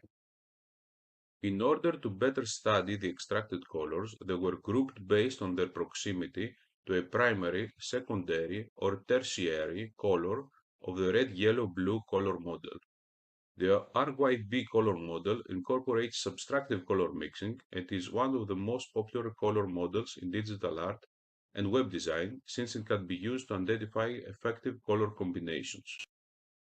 The three primary colors of the RYB color wheel are red, yellow, and blue. Each combination of the three creates the secondary colors, which are orange, green, and purple. The tertiary colors are established through the combinations of primary and secondary colors. There are 5 major methods of color combinations based on the RYB color wheel. The monochromatic, with shades, tones, and tints of one base color. The complementary, with colors that are on opposite sides of the color wheel. The analogous, where colors that are side by side on the color wheel are used. the triadic with 3 colors that are evenly spaced on the color wheel, and the tetradic where 4 colors that are evenly spaced on the color wheel are used. The algorithm measures the minimum and maximum distance between the colors on the color wheel. Based on the number of colors and the two distances, conclusions can be drawn regarding the use of a harmonic color combination. Colors that take less than 2% of space on the screenshot are excluded from further analysis. This is an example of the process of the screenshot analysis. The algorithm has determined that the main website color is the white color, with a percentage of 88.5%. It has also detected two other colors used, orange with 5.25% and blue with 3%, and rejected the green color, which had a lower than 2%. So the algorithm concluded that the website uses the white color for the empty space and orange and blue as main colors for the design. The maximum and minimum distances between these two colors were both measured to a value of 6, so the algorithm was able to determine that a type 2 color scheme is used that corresponds to the complementary color combination, where colors are on the opposite sides of the color wheel. A major contributor to the aesthetics of a website is the color used for the empty space. As we can see from the data, most industries prefer the white color for the empty space. The white color can create a sense of space and add highlights, so industries like e-commerce and shopping or computers and technology seem to have a preference in using it. On the other hand, dark empty space is preferred in industries like games, news media, or adult, where visual impact is more important. Another major parameter that can greatly affect a website's perceived aesthetics is the number of colors used in its design. When many different colors are used, the visual complexity of the website is increased. A direct relation has been observed between visual simplicity and aesthetic pleasure. The visitor's ease of processing the information provided by a website is directly related to his positive perception of the aesthetics of that website. Thus, websites that have a simple layout are evaluated more positively in terms of their aesthetics. From the results, it is apparent that rarely more than two additional colors are used besides black or white across all industries. The majority seems to be limited in using just one additional color, and only a small part of websites, of around 10%, uses two additional colors. As for the use of individual colors across different industries, the data shows that there are specific preferences. For example, we can see that the yellow and orange colors that are associated with joy, happiness, and energy are used more often in industries like community and society, games or hobbies, and leisure. The blue color, which is associated with calm and serenity, seems to be preferred in gaming, finance, and sports. The green color, which is associated with nature and freshness, is used more often in industries like health or pets and animals, and the red color, which is associated with energy, power, or passion, seems to be preferred in food and drink, sports, and of course the adult industry. The color wheel can be divided in two parts. One part called cool colors contains the green, blue, and purple, and the other called warm colors contains the yellow, orange, and red.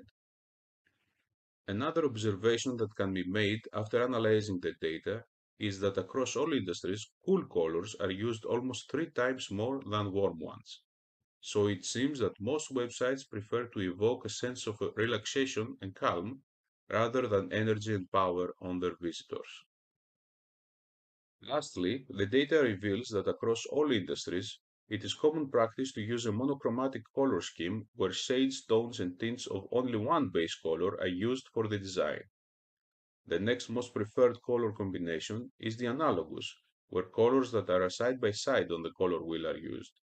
Schemes like complementary that combine colors that are on opposite sides of the color wheel are rarely used. It seems that color schemes that combine neighboring colors on the color wheel are more popular. And that concludes my presentation. Thank you very much for your time and your attention.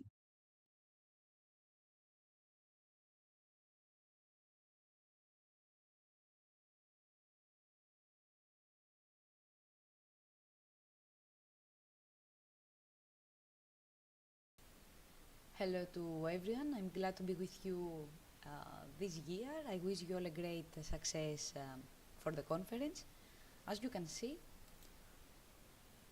our own research is comparative and concerns the job satisfaction of healthcare workers at an academic and pandemic hospital in Athens. The research is focused on employee satisfaction before and after the COVID-19 pandemic.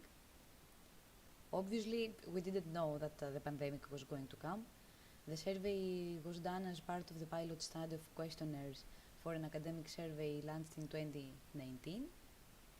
So, our study is divided into two parts. The first part concerns the quantitative survey with questionnaires, and the second part, the qualitative, using the digital storytelling. Since the validity and reliability, such as factor analysis, KMO, Bartlett's test, Grobach's alpha of the questionnaire had been respected, we decided to use them in this study. The second measurement was made 2 years later, in 2021. The aim of the study was to investigate the impact of the pandemic on the satisfaction of healthcare workers, doctors, nurses, and other health specialties.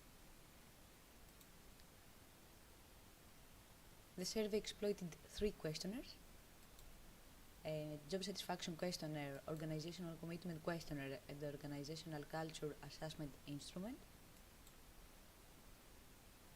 The sample consisted of 226 participants, 126 in 2019 and 100 in 2021. A total of 137 doctors, 63 nurses and 26 other health specialties participated. The majority of the sample consisted of women 30 to 40 years old. You can see the detail. While on hospital performance compared to the previous year, about 50% found it lower in both measurements, 2019 and 2021.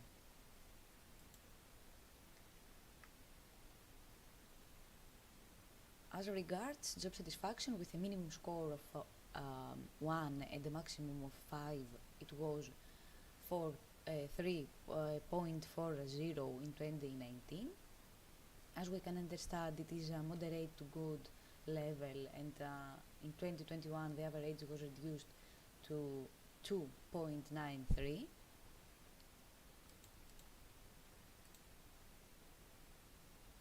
As you can see, 3.40 in 2019 and 2.93 in 2021. A marked decrease was observed in the average values for other specialties in healthcare, from 4.92 in 2019 to 2.60 in 2021.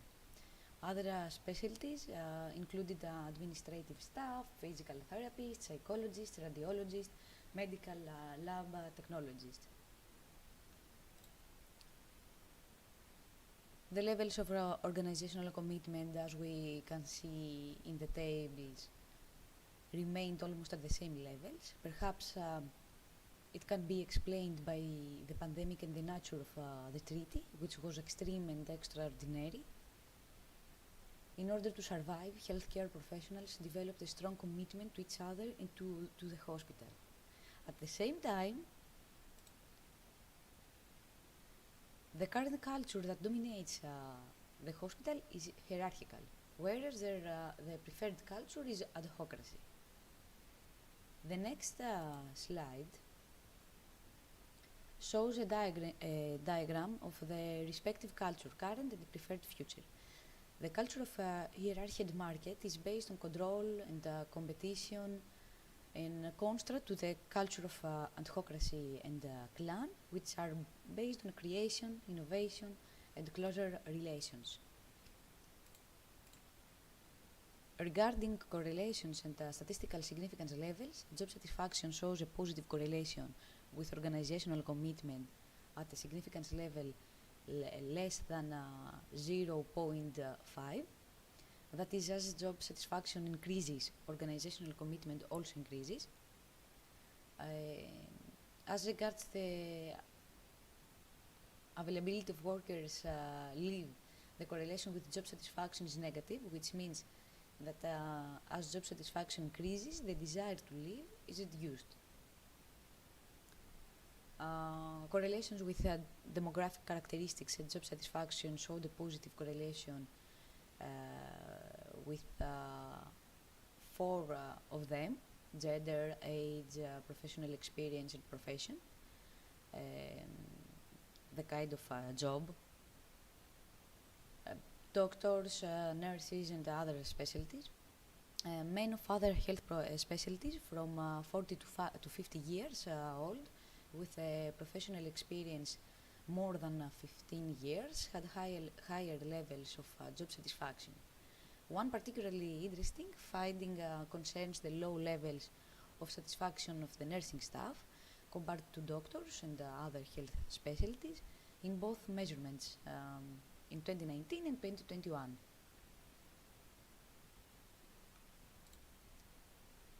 Also, only 40% completely agreed with the statement: if I had to start my career over again, I would choose my current specialty.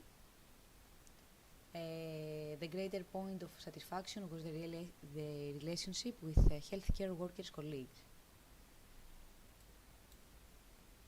But how can digital storytelling help in the healthcare field? Based on the above results, a group of participants was created by the researchers, which took part voluntarily. The group included 15 health workers, more specifically 5 doctors, 5 nurses, and 5 healthcare professionals of other specialties. The group participated in the digital storytelling workshop, which was held in 4 two-hour meetings. As part of the story circle, they discussed their experiences of professional everyday life, exchanged ideas and views. They wrote the scripts of their stories from 100 to 300 words. Then they trained on the software of Movie Maker 2020, and they made digital stories in the form of videos, as we will see right away.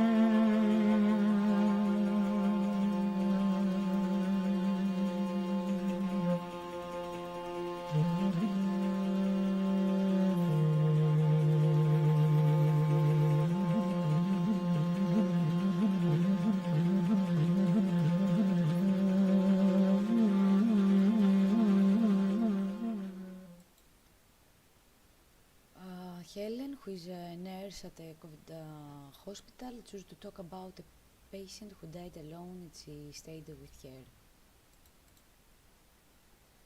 This example highlights the powerful of digital storytelling as a good practice of expression, empowerment, and coping with stressful working conditions, especially in time of crisis such as a pandemic.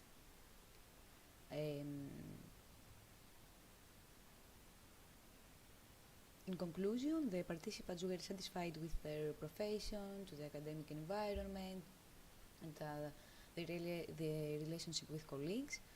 But the points of dissatisfaction were inadequate remuneration, the fact that work invaded personal time, burnout due to staff, and infrastructure shortages and the lack of psychological support. Health professionals need to share their experiences to express the tremendous physical and emotional challenges that they face daily, need to regularly express their needs, to reflect and grow in a safe environment. Digital storytelling as a means of self-expression has been shown to improve personal growth and raise self-awareness. Healthcare workers have an opportunity for self-reflection, which is a healthy stress outlet. Digital storytelling has affirmed the value of creating stories as a tool in healthcare workers' development and attention to self-care. So we think that there is a need for organizations to examine the impact of their procedures, structures, and policies on the quality of life of healthcare workers.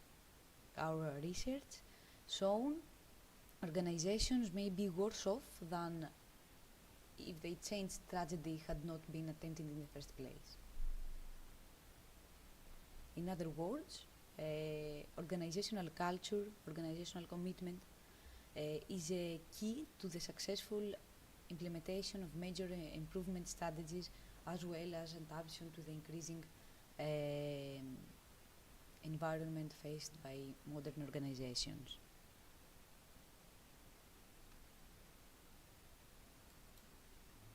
Thank you.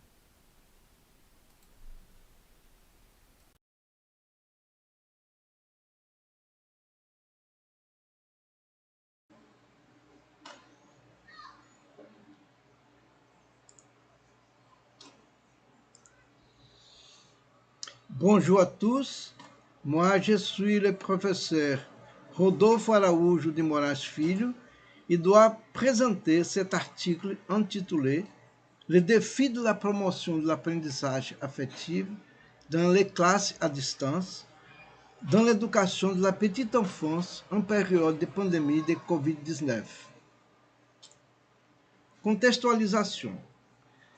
La législation brésilienne, pour ce qui est de l'enseignement préscolaire et primaire, n'autorisait la réalisation d'aucune activité à distance.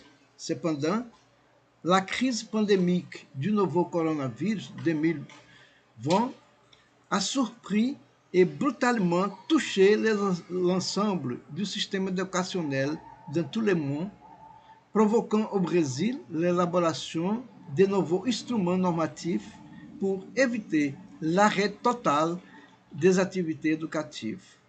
Pendant la période pandémique, toutes les écoles publiques et privées au Brésil ont fermé leurs portes.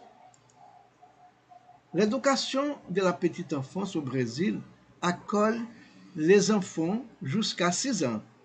C'est à cet stage que la petite enfance que se produit le développement des principales compétences cognitives et affectives, ainsi que le début du processus d'alphabétisation. L'affectation est un sentiment qui sans doute touche l'émotion et donne un sens au processus d'apprentissage. L'affectation est devenue indispensable au bien-être de tous les êtres humains, surtout dans le contexte de la pandémie.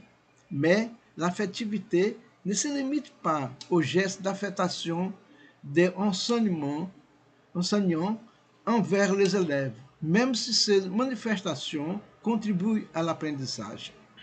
L'affectivité signifie donner aux enfants un espace pour qu'ils puissent donner leur avis, diriger, prendre des décisions, bref, être protagonistes. Le défi donc posé, c'est comment promouvoir l'apprentissage affectif pour l'éducation de la petite enfance dans les classes à distance. Problématique retenue. Le problème est que l'une des grandes caractéristiques pour promouvoir l'affectation de l'apprentissage, c'est le contact face à face. Ainsi, comment favoriser l'affectivité entre l'enseignant et l'élève dans les cours à distance? Quel est le rôle et l'importance de la famille dans ce processus? Dans quelle mesure l'enseignant peut-il se réinventer pour minimiser les désagréments des cours à distance? Pour ce faire, seront contextualisés les apprentissages affectifs, les règles permettant de tenir des cours à distance de manière urgente et temporaire pour l'éducation de la petite enfance et les résultats de la recherche. Cadre théorique. Piaget, Vigo, Wallon et Freire, 2013, sont des chercheurs qui ont apporté une contribution significative au développement de l'enfant à plusieurs égards. Wallon, dans ses recherches, donne la priorité à l'affectation qui est chargée, selon lui, de stimuler le développement de l'intelligence. Vigo soutient que la socialisation favorise le développement, mais l'affectivité est également importante pour dans ce processus. Piaget défend le thème affectivité sociale, mais la cognition serait le thème central et renforce que l'affectivité est importante pour la santé mentale de tous les êtres humains, quel que soit leur âge. Enfin, Paulo Freire soutient également que l'affectivité transforme l'étudiant internement. Par conséquent, favorise le succès de l'enseignement et de l'apprentissage. De manière générale, les travaux de Wallon sont ceux qui contribuent le plus à la réalisation de ce travail de recherche, puisqu'ils sont exclusivement dédiés à l'étude des apprentissages affectifs. La théorie de Wallon sur l'affectivité interroge l'autoritarisme de l'enseignant traditionnel qui vise un élève toujours passif. La question centrale qui se pose est comment il faut donner aux élèves autonomie dans des situations où ils doivent jouer un rôle actif dans un contexte d'activité menée à distance. De plus, Bouchen, 2020, prévient que l'enseignement à distance est inapproprié pour l'éducation de la petite enfance compte tenu du temps d'exposition des jeunes enfants devant les écrans. Il suggère que les établissements doivent proposer des lectures et aider les parents à créer une routine propre pour leurs enfants. Méthodologie. Cette étude aborde le défi de promouvoir des classes à distance pour l'éducation de la petite enfance pendant la pandémie de Covid-19. Souligne l'importance de l'apprentissage affectif pour atténuer l'impact de fermeture d'écoles sur les enfants. Les méthodes scientifiques utilisées sont celles de la recherche bibliographique exploratoire, basée sur les théories d'auteurs renommés déjà cités. Résultat. Il existe au total 114 851 établissements d'enseignement, le réseau d'enseignement public au Brésil, accueillant 85% des élèves.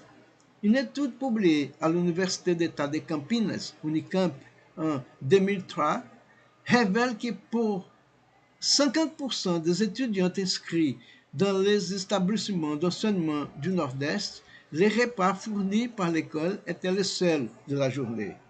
Aujourd'hui, ce scénario, avec successifs gouvernements néolibéraux au Brésil, n'a pas beaucoup changé. Il serait très positiviste de croire qu'au Brésil, l'expérience d'application de l'apprentissage affectif dans les classes à distance réussit face à cette réalité. En ce qui concerne les nouvelles méthodologies, il ne faut aucun doute que tous les acteurs impliqués dans la promotion de l'éducation de base font face à un changement soudain dans la manière d'enseigner, en particulier se charger de promouvoir l'éducation de la petite enfance. Il est vrai qu'ils n'ont pas la maturité et l'autonomie nécessaires pour mener à bien des activités pédagogiques dans ce nouveau modèle à distance. Dans le contexte actuel, la famille assume un rôle d'enseignante. Les protagonistes, quant à elles, ne sont pas préparés à assumer un rôle aussi complexe et important pour le plein épanouissement des enfants. Afin de minimiser les dommages au apprentissage de cette période de pandémie, il est essentiel de, premièrement, maintenir les liens visuels avec les enseignants et les élèves. 2. Les cours ne peuvent pas être longs. Le temps d'exposition à l'écran est nocif. 3. La présence de l'enseignante responsable dans la classe est très importante. 4. La famille doit avoir accès aux technologies adoptées par l'école, mais on sait que le Brésil, de nombreuses familles n'ont pas d'ordinateur, ni de smartphones, de tablettes à la maison, ni même accès à Internet. Cinquième, la disponibilité de temps en famille pour accompagner les enfants dans des activités est essentielle. Les parents et les enseignants ont besoin de se parler. Considération finale.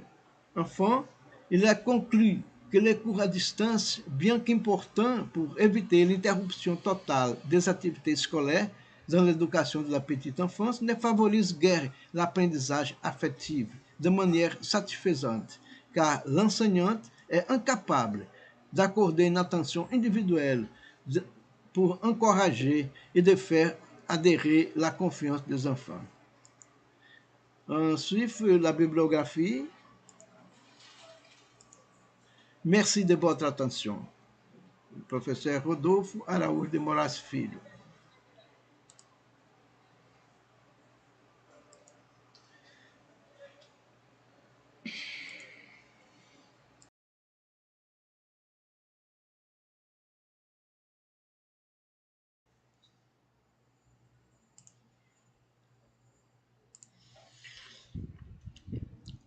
Moi, je suis le professeur Rodolfo Araújo de Moraes et je dois présenter le travail intitulé Possibilité de mise en œuvre de la formation mixte high-flex dans les formations supérieures, une cartographie systématique de la littérature.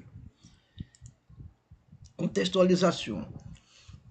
L'apprentissage mixte est reconnu pour combiner des activités en présentiel et des activités réalisées grâce aux technologies numériques de l'information et de la communication. L'expérience de l'enseignement à distance d'urgence a apporté une certaine confusion entre les concepts d'apprentissage mixte et d'enseignement à distance. D'où le modèle high-flex, qui se caractérise par la possibilité pour les étudiants d'assister simultanément aux cours en présentiel et à distance. Cette recherche visait à réaliser une cartographie systématique de la littérature entre janvier 2017 et juin 2022 et à sélectionner 10 articles scientifiques avec des concepts adhérents au thème central de la recherche, à savoir l'enseignement hybride. De ce fait, nous avons identifié dans la littérature plusieurs modèles reconnus d'apprentissage mixte et force est de constater que la classe inversée est la plus citée. L'enseignement hybride, ou high-flex, est très récent et innovant. Il apporte une gamme de défis et d'opportunités à la communauté académique. Néanmoins, nous avons identifié dans la littérature très peu de discussions, réflexions sur sa mise en œuvre. Les mots-clés sont l'enseignement hybride ou high-flex, l'enseignement à distance. Lévy Un des philosophes contemporains le plus important affirmait que la distinction entre renseignement présentiel et renseignement à distance serait de moins en moins pertinente, puisque l'utilisation des réseaux de télécommunications et de supports multimédia interactifs s'est progressivement intégrée dans la forme de pédagogie plus classique. L'apprentissage mixte ne doit pas être compris donc dans un autre mode qui tombe en parachute compte tenu de la réalité de la mobilité et de la connectivité. Ces derniers temps, l'apprentissage mixte est devenu de plus en plus perceptible, large et profond. Mourant, 2015. Selon le dernier rapport du recensement de l'enseignement supérieur réalisé annuellement par l'INEP au Brésil, les inscriptions de l'enseignement supérieur dans la modalité à distance ont dépassé le nombre d'étudiants inscrits dans les filières présentielles. C'est déjà une tendance. Afin de rester compétitifs, les établissements d'enseignement supérieur adoptent les technologies numériques de l'information et de la communication pour innover et compléter les enseignements dispensés en présentiel. Derrière les smartphones, les tablettes et les ordinateurs, et les changements dans la manière d'étudier, de nombreuses personnes parviennent à surmonter les barrières de locomotion, de finances, de temps et même d'âge pour atteindre leur diplôme universitaire et réaliser leurs rêves. Oliveira, 2021. Selon Blinkenstein, 2022, 4 dimensions ont été observées pour l'éducation hybride: le temps, l'espace, la médiation et la pédagogie. Ils ont différentes combinations. Et il y a ceux qui pensent que l'éducation hybride est celle qui mélange le virtuel et le présentiel. Certains pensent que cela signifie des méthodologies actives où les étudiants sont au centre du processus. D'autres pensent qu'il s'agit de l'éducation au monde numérique, résultat d'une grande combinaison de médias. Et il y a ceux qui les veulent simplement comme EAD. De toute façon, il y a des mille interprétations. Plus récemment, posée par la pandémie de Covid-19, qui a forcé la distanciation physique et le début d'expériences d'enseignement à distance d'urgence, le ministère de l'Éducation brésilien a préparé le directive générale sur l'apprentissage hybride, MEC CNE 2021.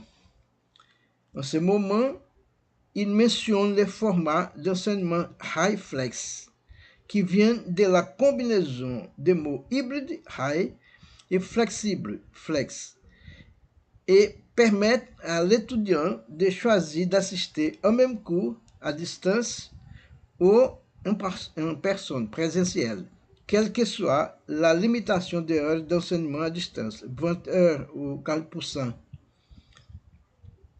Problématique retenue.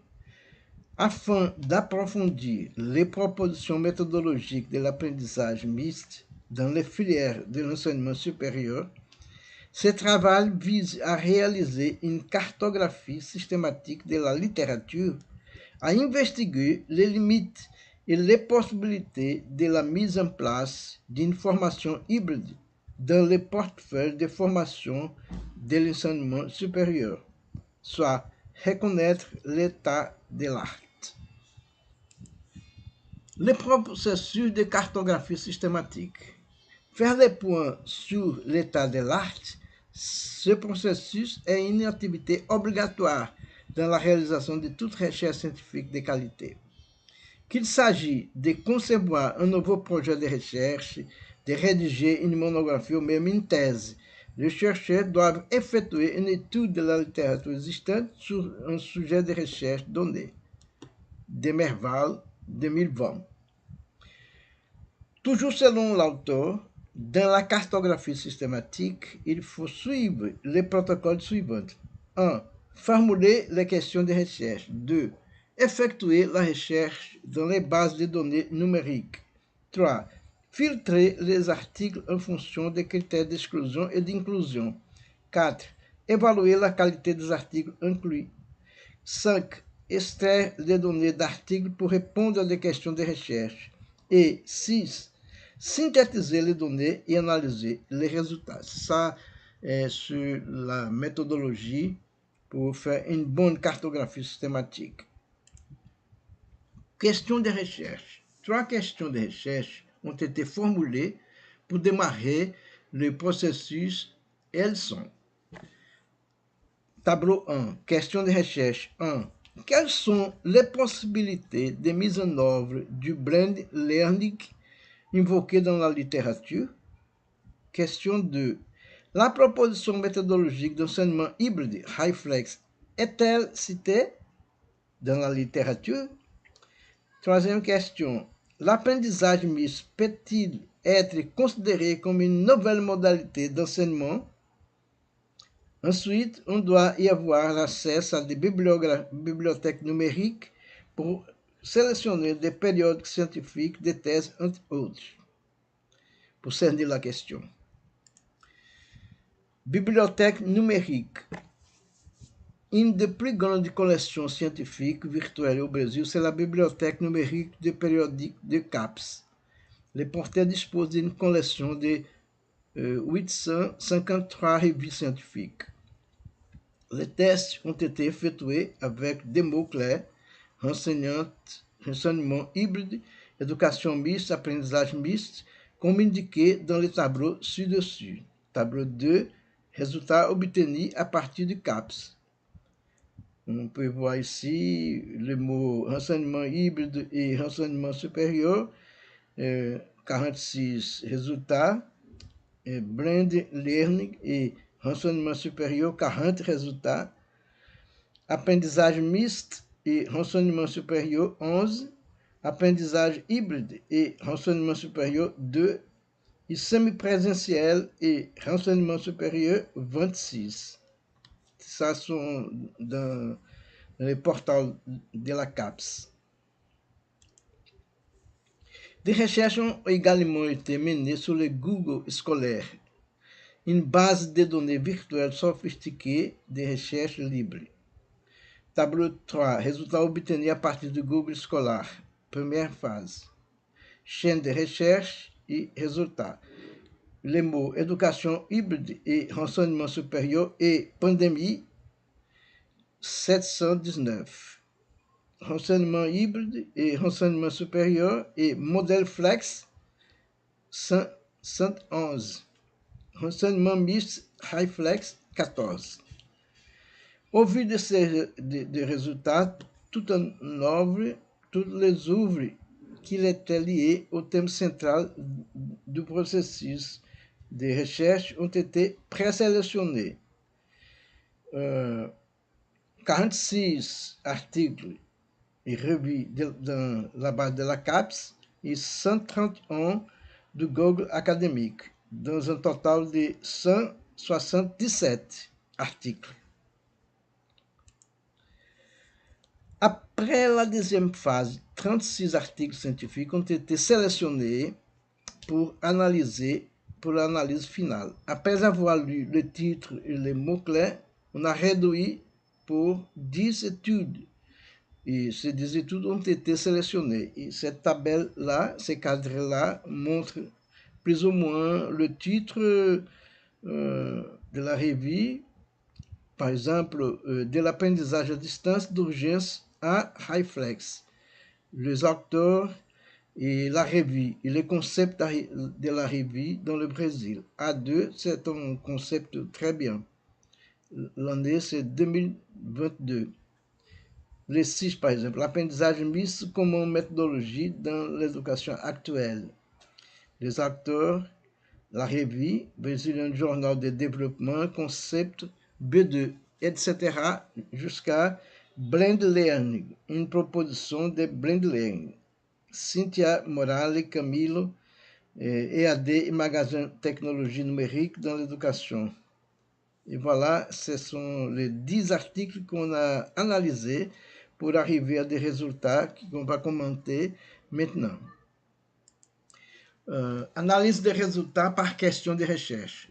Vous se rappelle que nous avons 3 questions de recherche. Donc, la première question. Quelles sont les possibilités de mise en œuvre du blend learning invoqué dans la littérature? Les résultats. Dans la littérature analysée, de nombreux acteurs mentionnent des modèles d'enseignement hybride.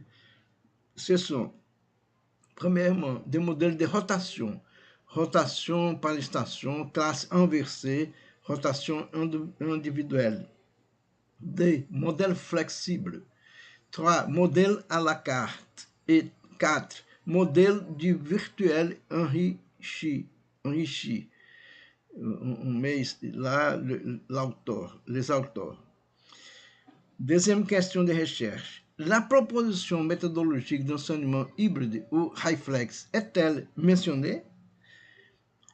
L'hybride flex model ou high-flex suppose une formation de cours dite hybride et flexible. Les étudiants peuvent choisir s'ils veulent ou non assister à des séances physiques en face à face sans déficit d'apprentissage. On met là les auteurs et la réponse c'est oui. Le mot high-flex est cité dans la littérature. La question 3 des recherches. Le blend learn ou hybride peut-elle être considérée comme une nouvelle modalité d'enseignement? L'enseignement hybride n'est-ce pas une nouvelle modalité, bien qu'il diffère de l'enseignement en face à face et à distance? D'autre part, le blend learn peut également être utilisé comme un moyen d'assouplir la présence physique de l'étudiant dans les cours en présentiel via les technologies informatiques de communication. On met là les auteurs. En ce sens, l'éducation hybride apporte de l'innovation ou des modalités, soit l'enseignement en présentiel et à distance. Considération finale. L'inventaire de publications scientifiques est une activité essentielle pour mener à bien l'analyse d'état de l'art de la thématique investiguée. Dans notre recherche, il convient de noter que toutes les publications sélectionnées parlent de la croissance notoire de l'enseignement à distance au Brésil, des points positifs et faibles de la modalité et de son influence sur l'apprentissage hybride.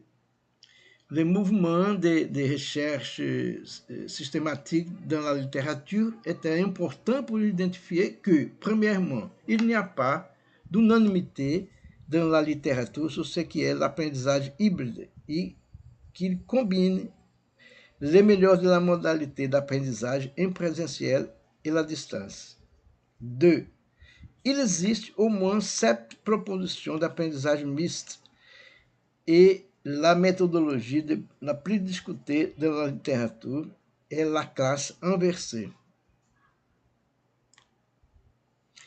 3. L'apprentissage mixte est une proposition méthodologique complexe et ne peut pas être encore considérée comme une nouvelle modalité d'enseignement.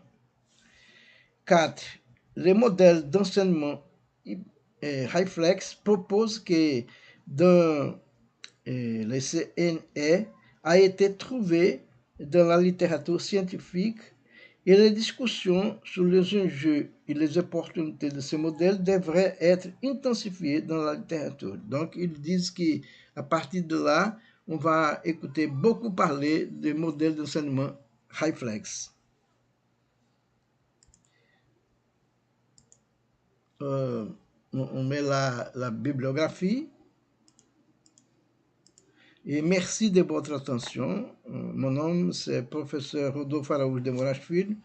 Il y a là-bas l'adresse virtuelle. Merci.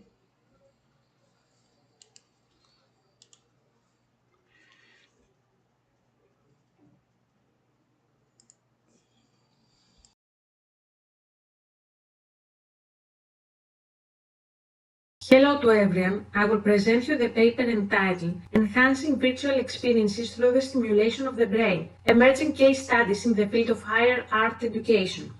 Through the intersection of art and science and the recent advances on widely accessible technology, an interdisciplinary dialogue is now possible at a large scale.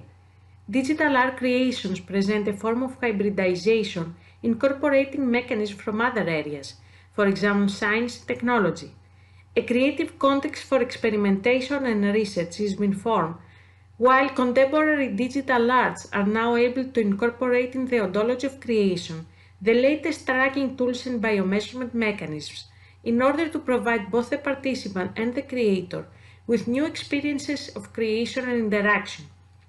The utilization of brain tracking technology for artistic purposes commenced about half a century ago.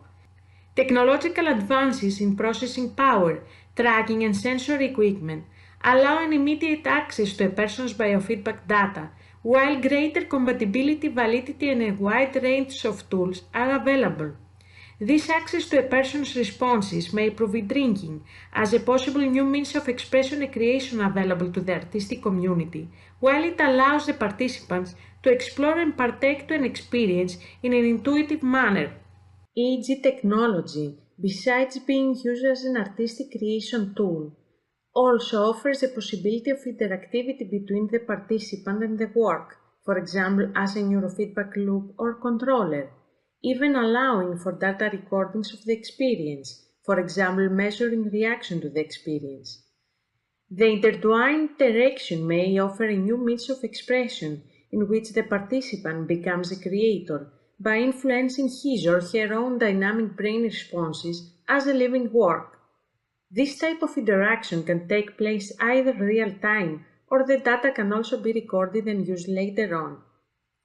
Within this context, contemporary digital art education could be expanded to include suitable methodologies of studying such innovative mechanisms and integrate them in an artistic experimentation framework. This paper presents such an experimentation framework developed within the educational activities of the Multimedia Lab of Athens School of Fine Arts of Greece. The framework is composed of the following fundamental components: a proposed educational methodology on utilizing that technology in art practices in virtual space, the research methodology upon available low-cost EEG technology on tracking a subject's responses to stimuli and artistic experiences that utilize such mechanisms, the experimentation prototype platform that has been suitably designed. Based upon this framework, different emerging case study scenarios in virtual space utilizing EEG from student artists will be analyzed. Regarding the educational methodology, a constructivist approach was adopted so that students develop their own personal observations and experience of the brain tracking system. The experimentations and the resulting artistic experiences were created on the context of a specialized workshop on implementing brain tracking technology in artistic experiences. Specifically, the NeuroSky Mindwave brain tracking headset was utilized in combination with Unity 3D game engine as a real-time interaction tool for creation, in which the student artists used their own EEG data to form their own projects. Regarding the preparative phase, initially each student began with the creation of 3D objects and their virtual space. Scripting was used for adding a basic interaction such as the mechanism for triggering basic actions, for example movement control, viewpoint change, teleporting. After that, the experience was then amplified by implementing the brain tracking data of the creator. The implementation of the EEG technology within each student's work is being succeeded through coding, which allows students to have access to the information feed from the headset. The experimentation with EEG unfolds based on the triptych object, action, feedback and is organized in two phases. during the creative process, and during interaction with the participant. In the first phase of experimentation with interaction feedback during the creative process, the students' creators are experimented with EEG interaction feedback loops and customize their work. Initially, the students participated in a number of seminars in which studies were presented regarding artistic experiences and the responses of subjects on visual stimuli. Experimentations were also made with EEG heads and NeuroSky Mindwave in order for students to practice further. Following this, each student began to create scenery from their brain activity from scratch, or modifying one through their mental and affective state, intervening as such into the form of the virtual space through their own brain activity. Each virtual space was then fine-tuned based on the observation of the creator. In the second phase, that of experimentation with interaction feedback with a participant, they take control over an artwork or composition. The system requires the participation of users who are becoming aware of their own brainwaves or the brainwaves of other participants, creating as such a joint experience, a common synthesis. BCI can also provide access to knowledge of how one experiences an artwork. By providing the system with information about the participant's affective and mental state, while making it possible to adapt the system through the given task and interaction, all of the above enable the creation process of a unique and dynamically generated experience. Summarizing regarding the above phases, artistic BCI technology can be used by artists who compose art in real time based on their own input, by those who design installations that require user input, or by those interested in tracking the viewer state. So the case studies that emerge from the students' work fall into the following three categories of artworks. Firstly, game spaces with dynamic mechanisms based on EEG feedback. The challenging part of the case study is that the potential players should master their brain activity, for example, remain concentrated for a certain period of time in order to progress through the level of the game and achieve a high score. A template of an EEG adjustable obstacle was prototyped in order to be able to be repeated into a wider structure of a complete game level or among different levels. Secondly, virtual scenography with EEG-based transitions. The participant's affective state, measured with a simple EEG mechanism, which triggers and modifies, for example, the visual elements, sounds or paths, according to the participant's brain activity, for example, meditation and concentration values. This alters the visual design or triggers potential narrative paths based on the person's state. This ultimately contributes to a unique experience for each participant, since everything is composed real-time and ad hoc, making a customized result for each viewer.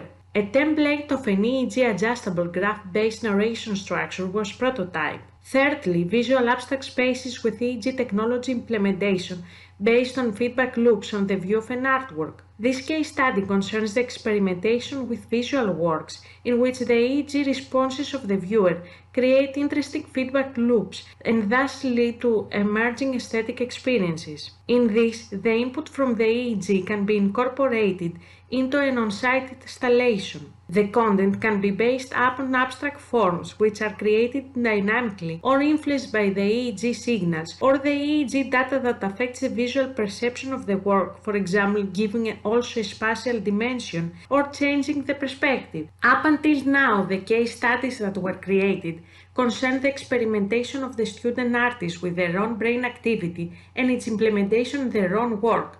In this work, each student used their own brain data. They asked other students their permission to test their artwork inside the class, while their brain data were not recorded. Only real-time stream data were utilized as feedback.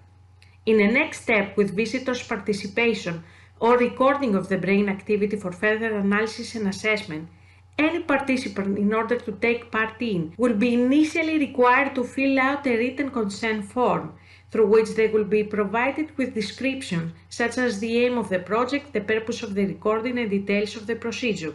Students were informed about ethics and privacy issues through bibliography and workshops. Through those case study scenarios, on the one hand, it was observed that creative experimentation with brain tracking data inside virtual spaces constitutes an emerging space, enabling innovative artistic experiences.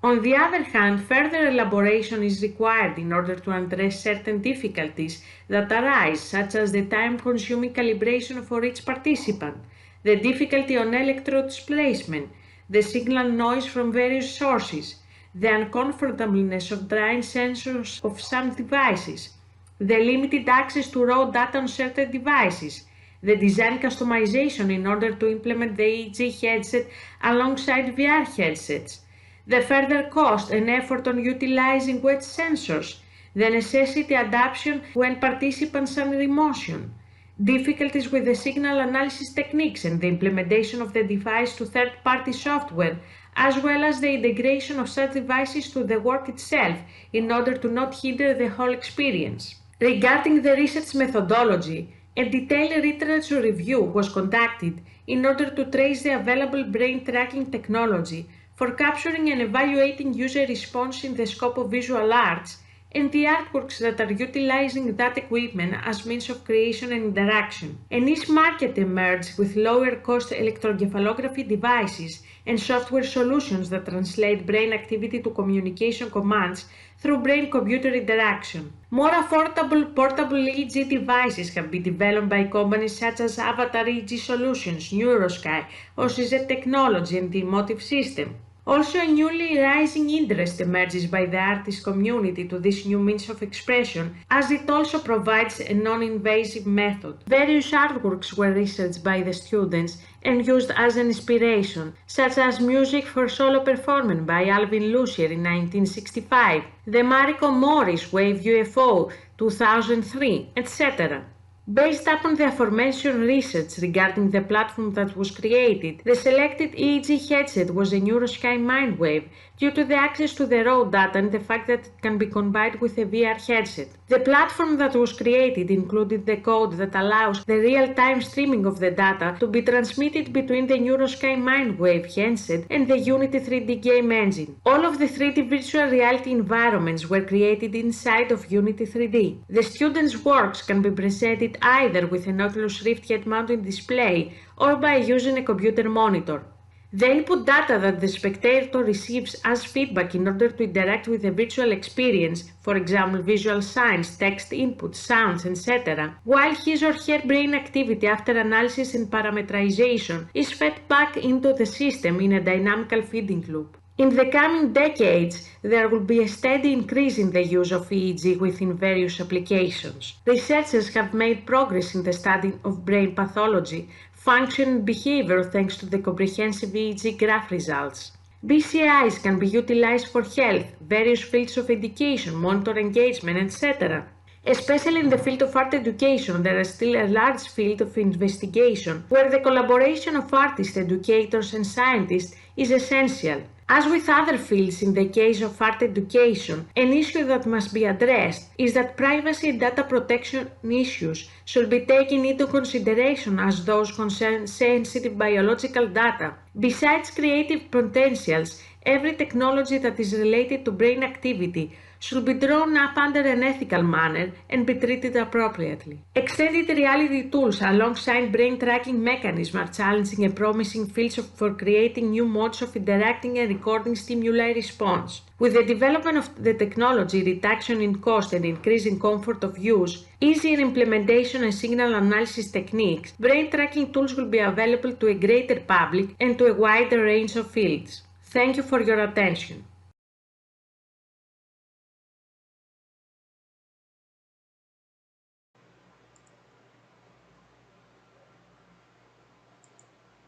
Bon, moi, je suis le professeur Rodolphe Araújo de Moraes Filho et dois présenter ce travail qui s'appelle La performance du noyau pédagogique structurante sur les politiques d'évaluation institutionnelle pour la validation des bibliographies des projets pédagogiques de cours, une cartographie systématique. La contextualisation. Cette étude, cartographie systématique, vise à évaluer la performance des politiques institutionnelles menées par les noyaux pédagogiques structurantes liés à la validation des matériaux bibliographiques pour la construction des projets pédagogiques de cours offerts dans la modalité à distance. L'étude a effectué des recherches sur des plateformes numériques de grande importance pour la communauté académique et scientifique au Brésil. Ce sont la Bibliothèque numérique nationale de thèse et mémoire et le portal de périodiques da CAPES.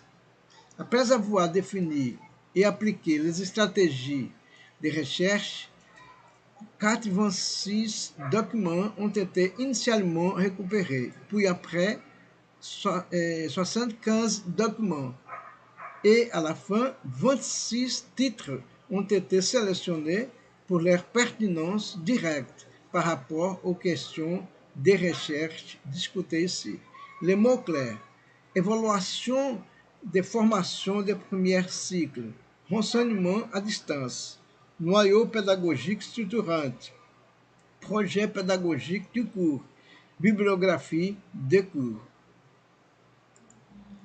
Introduction. Compte tenu du contexte, cette étude vise à réaliser une cartographie systématique de la littérature existante en portugais publiée au cours des 5 dernières années sur le thème. Le thème, c'est évaluation des cours des premiers cycles de renseignement à distance, le rôle du noyau pédagogique structurant, l'élaboration des projets pédagogiques des cours et l'élaboration de la bibliographie des disciplines du cours.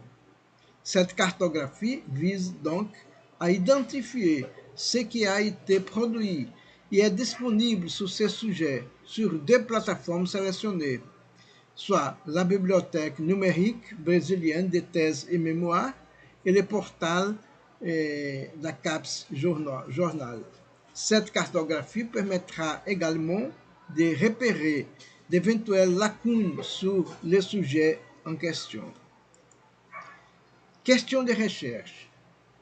Comprendre la question de recherche comme une enquête que le chercheur construit pour mieux comprendre sa problématique, nous avons délimité les questions de recherche comme suivre. Premièrement, première question. Quelle recherche porte sur les politiques institutionnelles d'évaluation et de renseignement supérieur axées sur l'enseignement à distance? Question 2.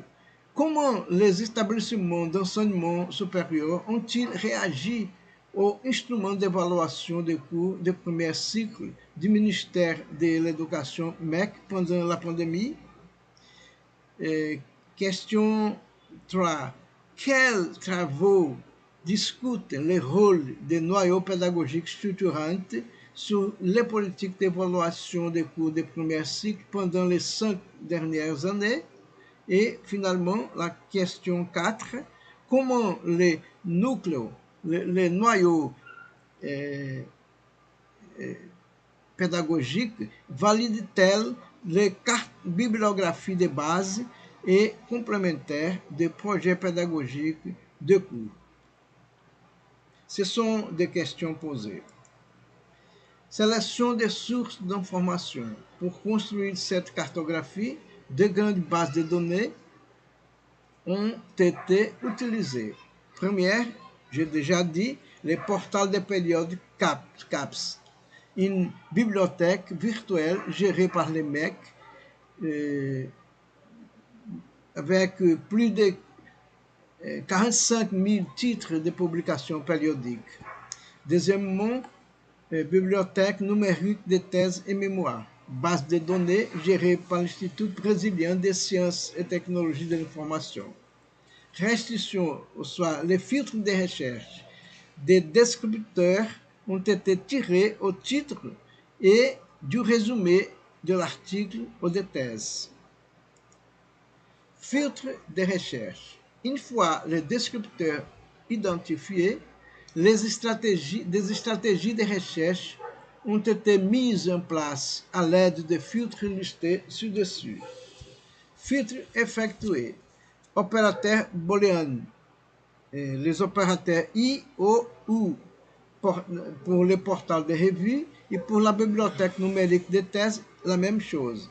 Type de document. articles et des revues. Là-bas, la thèse et la dissertation. Type de recherche, recherche avancée, recherche par sujet, tous les champs, toutes les contiennent. La même chose pour la bibliothèque numérique de thèse. Date de publication 2016 à 2021. La langue portugaise, parenthèse, utilisée pour regrouper des parties d'enquête complexes. Ce sont des filtres de recherche. Critères d'inclusion ou et d'exclusion. Après avoir défini le descripteur de recherche pour cette cartographie, nous avons initialement récupéré les montants suivants. Tableau 4, nombre de publications récupérées. Type de publication, thèse et dissertation, 42.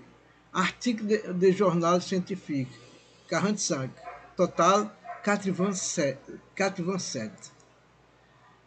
Encore, critères d'exclusion. Malgré les stratégies adoptées pour l'élaboration de la recherche, certains résultats trouvés ne correspondent pas au filtre utilisé.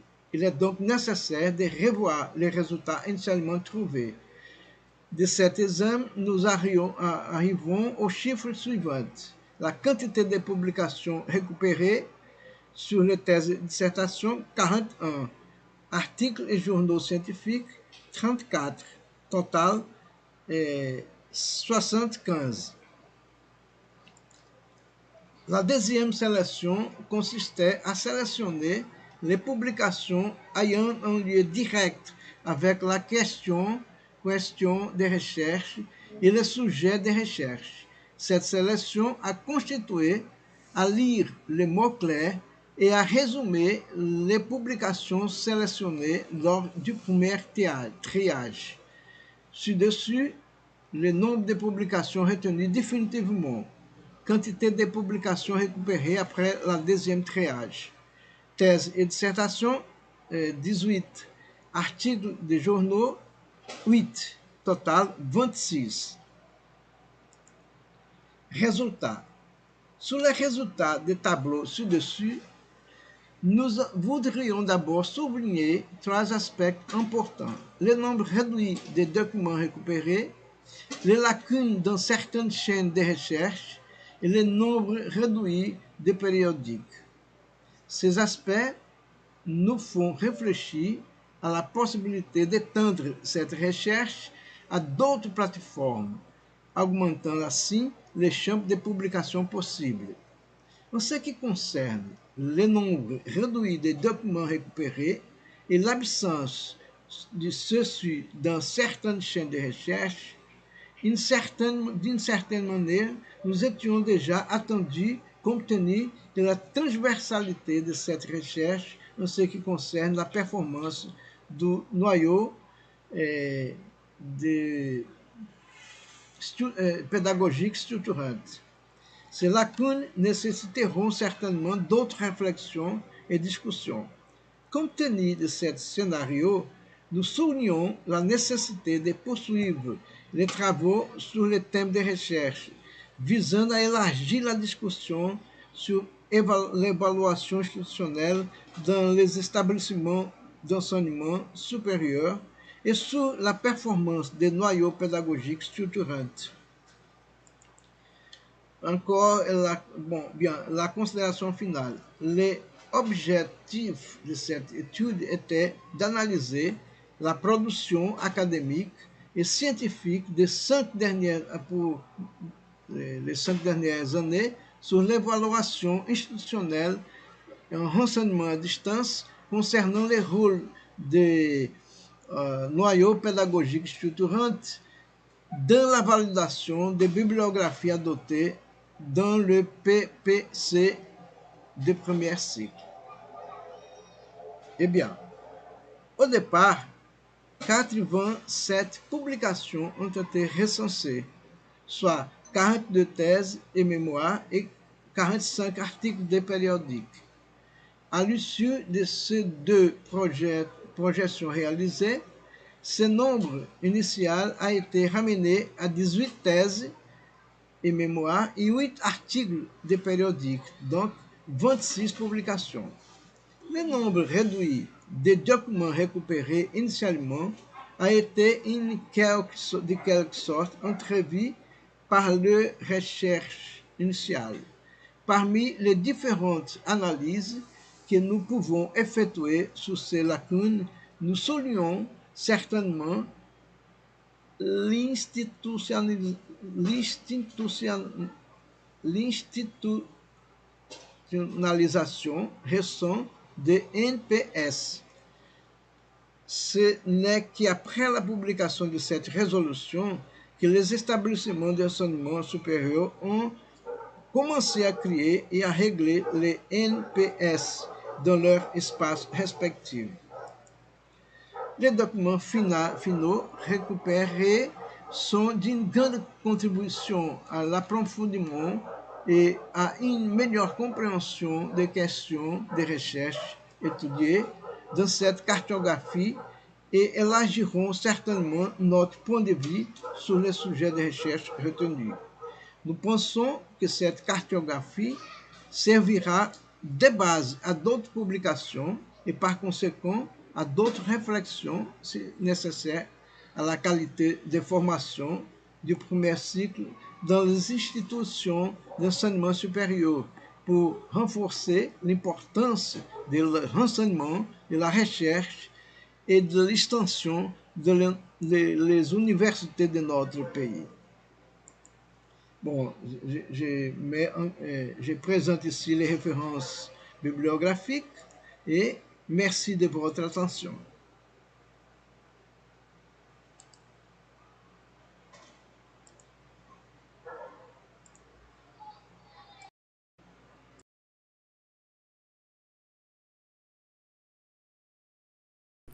Hello everyone, my name is Paula Basta Levelage and I'm going to present the paper entitled Contributions of Educational Technologies to the Teaching of Accounting Sciences, a Mapping of Literature. The authors are Luiz Otávio Cisneiros Vieira Bastos, Juliana Regueira Bastos Denise, Sônia Virginia Alves França, and Paula Bastos Levelage. We are from the Rural Federal University of Pernambuco in Brazil, in the northeast of Brazil. And it won't be possible for us to present the paper during the event, so we recorded this video in order to present the results of the research. This is the agenda. First of all, we are going to talk about the context, and then we are going to talk about the objective of the research question, a little bit of the theory, the methodology, the results, the final considerations, and we also have the references. So nowadays we know that there are many technological tools that can be used for teaching and learning, not only accounting but also many contents of any area. But it's relevant to reflect on the practice in order to potentialize the use of these tools and promoting learning and also effective teacher training on the use of technology. So this is the context behind our research. And the objective of the research was to verify through a literature review how technological tools can facilitate the learning and understanding of the contents of accounting courses have been used. And we created this research question to conduct our work, and the question is: how have educational technologies been used to provide efficiency in the teaching and learning of the method of double matches by academics, researchers, and accounting professionals? So the big theme of our work is on accounting, but we have a specific content which is the method of double matches. And we decided to look for tools and identify how these tools have been used in the process of teaching and learning accounting. And a little bit of the theory, we have that today accounting is understood as a science that studies and controls the patrimony, aiming to represent it graphically, to evidence its variations, to establish norms for its interpretations, analysis and auditing, and to serve as a basic instrument for decision making in all sectors, directly or indirectly involved with the company. And the first part of the accounting knowledge is found in the double entry method. To understand the accounting entries and the construction of the financial statements, balance sheet and income statement of the year is essential to understand how it happens. And another aspect of the theory behind our work is on the technology, teaching, learning, and the future. And we know that the use of technology in teaching and learning is important so that students can develop skills needed in any area nowadays. Different tools can teachers to introduce and work on important contents and concepts. And teachers can promote more efficient learning and also develop their own skills for using technology in pedagogical practices. And the methodology, our work was based on the DBR, the design-based research, and especially in education, the DBR provides that researchers and research participants work together to propose solutions to problems and challenges identified in the area. And the main characteristic of the design-based research is the repetitive cycles. So, repetitive cycles are conducted, and so the data is revised all the time during the process, during the research. And we conducted a literature review in which two databases were used, CAPES Journal and Google Scholar, and we looked for publications from the last 5 years, from 2017 to 2022. So here we have the literature review procedures, and the first phase was the creation of the research question and the choice of the term, the search string. The second phase was looking for the publications in the databases, which were the CAPES periodical and Google Scholar platforms. The third phase was the organization of the references, and we used a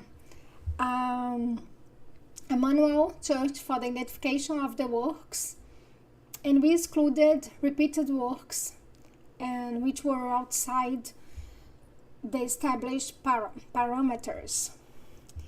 The fourth activity, the fourth phase, was the reading of the materials, and then we selected the materials, the works which were really related to our work.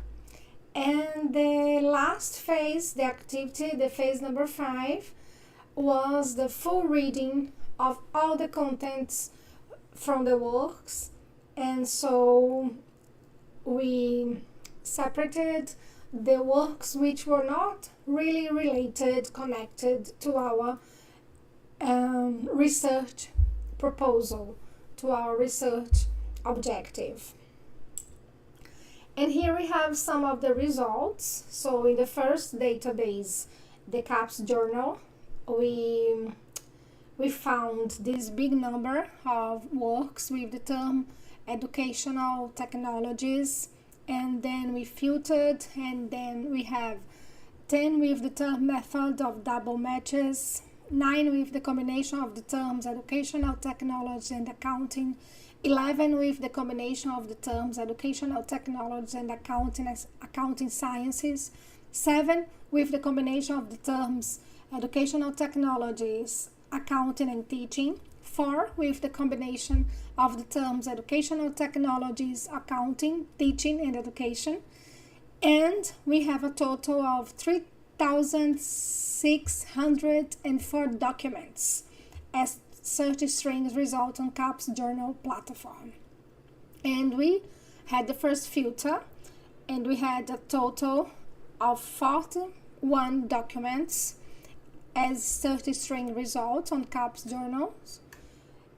And the filter was based on the adherence of the works with our work. Then we deleted some documents, and we had a total of 28 deleted documents. Then we had 13 articles reviewed by peers with a greater adherence to the research question of our work. Then we included documents. We included 2 articles which were out of the parameter of which was established, and we included 2 works from the year of 2000, but these 2 works were really related to our objective. And then we had 15 articles, but in the end we had 10 articles which were read in full and had greater adherence to our work. On Google Scholar, we had 483 documents with the term educational technology when we used this term, 5 with the term folded match method, 16 with the combination of the terms educational technology and accounting, 6 with the combination of the terms educational technologies and accounting sciences, 15 with the combination of the terms educational technologies, accounting and teaching, 14 with the combination of the terms educational technologies, accounting, teaching and education. And in the end we had a total of 539 documents as to 30 strings on the Google Scholar platform. On the first filter, we had a total of 36 documents, and then we deleted 4 repeated documents. We had 4 articles with little adherence to our research question, and in the end we had 24 deleted documents. We selected 12 articles with great adherence to our research question. Then we included 4 articles from the year of 2005, and they were out of the parameter that we had established, but these works had great adherence to our research question. In the end, we have 16 articles, and then we selected 6 articles which were read in full, and these articles had greater adherence to our work. And so we have here some final considerations, and by the end of the study we confirmed that it is still important to reflect on the use of technological tools for learning and teaching accounting. Many researchers we used tools for learning and teaching accounting, but as we could see in the results of the studies, it's still important to reflect on the use of these tools, to reflect on which tools are really appropriate to the context, and it's important to identify the best tools, and as a future work the idea is to develop an artifact in which we could have all good suggestions of tools for the learning and teaching of accounting, and so this artifact can help teachers in the process of teaching and learning accounting. Here we have some references of our work, some of the references, and we would like to thank again for the opportunity. We wish you a very good event. We'd like to thank for the opportunity.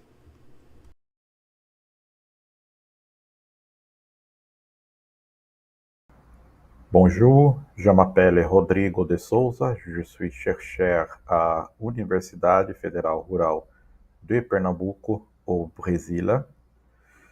C'est toujours un plaisir de participer à la conférence EUTIC. Et ici, je vais vous présenter un travail qui a été élaboré par nos élèves au programme de master professionnel en technologie et gestion de l'enseignement à distance, dont le titre est Curriculum de référence en technologie et informatique dans l'enseignement de base, une revue rapide de la littérature. Pour cela, je vais faire quelques commentaires sur des parties clés du texte, en commençant par le résumé, où on voit qu'il s'agit d'une revue systématique rapide de la littérature. Je vais vous expliquer de façon générale l'idée de cet instrument de recherche portant sur le sujet de l'introduction de technologie et informatique dans l'éducation de base au Brésil. C'est une recherche récente qui nous a amené à analyser 27 papiers, 27 articles qui ont été sélectionnés selon le protocole de recherche que je vais vous montrer par la suite. On est donc dans le contexte de réflexion et mise en œuvre de nouveaux programmes d'enseignement qui tiennent compte de la nécessité de formation des citoyens face à la révolution numérique accélérée au XXe siècle. Siècle où la société est de plus en plus informatisée et mondialisée. On parle donc de l'un des grands enjeux de l'éducation d'aujourd'hui.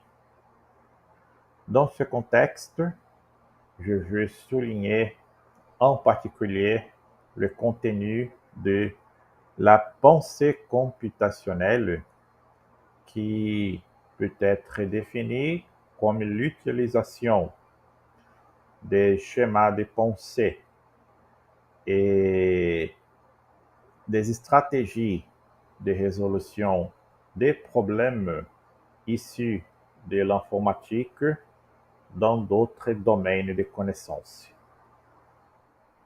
Au Brésil, on peut distinguer quelques efforts pour l'implantation de l'informatique dans les écoles de base, menés surtout par la Société brésilienne d'informatique, avec en particulier deux documents fondamentaux, les lignes directrices pour l'enseignement de l'informatique dans l'éducation de base et les règles sur l'informatique dans l'éducation de base, qui est un document officiel approuvé par le Conseil national de l'éducation. Et aussi le ministère de l'Éducation au Brésil, surtout par l'intermédiaire de la base commune du Programme national d'éducation, qui souligne les technologies numériques, la présence des technologies numériques de façon transversale parmi toutes les compétences qui doivent être enseignées et acquises. Donc, notre objectif est de présenter une revue systématique rapide de la littérature avec les principales études scientifiques produites au cours des 5 dernières années sur la mise en œuvre du curriculum de référence en technologie et informatique dans l'éducation de base au Brésil. En ce qui concerne l'instrument de revue rapide de la littérature, on va suivre Petersen, Kitchahan et Chartres qui propose une méthode de réalisation de revues systématiques de la littérature adaptée à l'informatique et qui est basée sur des protocoles déjà établis dans le domaine de la médecine et des sciences biologiques, des protocoles très solides. Ainsi, on peut résumer les étapes méthodologiques dans les processus suivants. D'abord, la construction des questions de recherche qui on veut répondre. Ensuite, la construction d'une stratégie de recherche et le choix des sources de recherche. On passe ensuite à la recherche d'études primaires pertinentes dans ces sources. Les résultats seront triés par l'intermédiaire des critères d'inclusion et d'exclusion. Finalement, on fait l'analyse des études primaires choisies par l'intermédiaire des titres, mots-clés de résumé, introduction et remarques finales. On conclut avec l'analyse des travaux analysés vis-à-vis les questions de recherche pour les répondre. Les questions de recherche, on en a 4. D'abord, quel type d'études ont été publiées sur la mise en œuvre d'un curriculum de référence en technologie et informatique dans l'éducation de base au Brésil. Ensuite, on s'interroge sur les niveaux d'enseignement qui sont considérés dans l'implantation d'un curriculum de référence. Quelles sont les principales actions menées par les réseaux d'éducation liés à la culture numérique? Et finalement, quelles sont les principales difficultés rencontrées par ces réseaux éducatifs?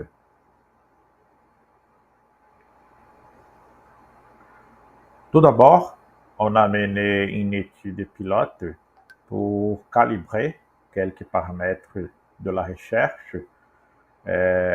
On a donc fait des essais sur des termes de recherche en utilisant des mots-clés comme curriculum, référence, technologie, informatique et éducation de base sur des plateformes de recherche telles que les portails périodiques CAPES du ministère de l'Éducation au Brésil, quelques plateformes internationales telles que Web of Science, Science Direct et Scopus, et des plateformes des universités brésiliennes telles que l'Institut brésilien d'information en sciences et technologies, parmi d'autres.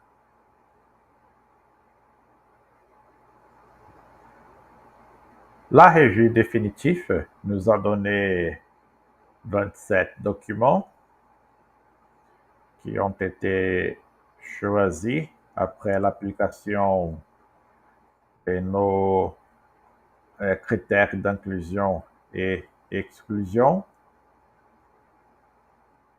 et qui sont la plupart des articles des revues électroniques.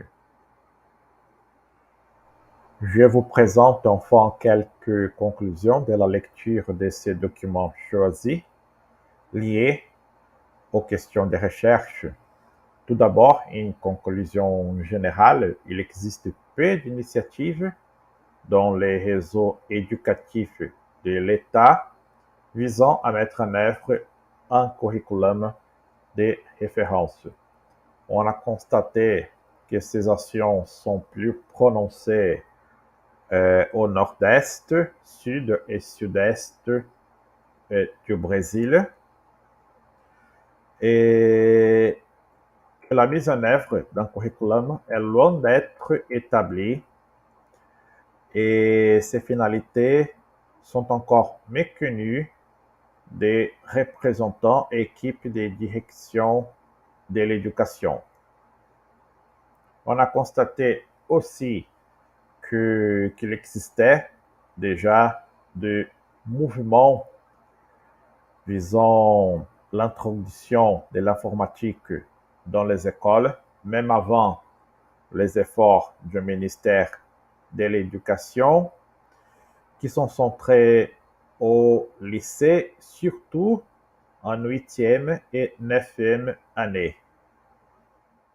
Aussi, on constate que l'utilisation pédagogique des technologies est très peu présente, que les actions sont ciblées dans l'utilisation des technologies plutôt que l'enseignement de l'informatique.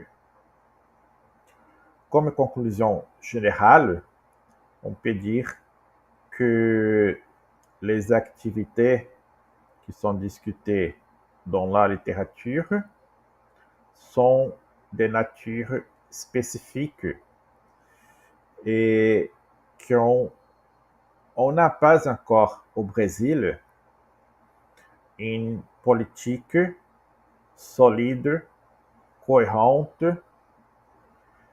de implantation d'un programme d'études de référence en technologie et informatique dans l'éducation de base. Je vous remercie.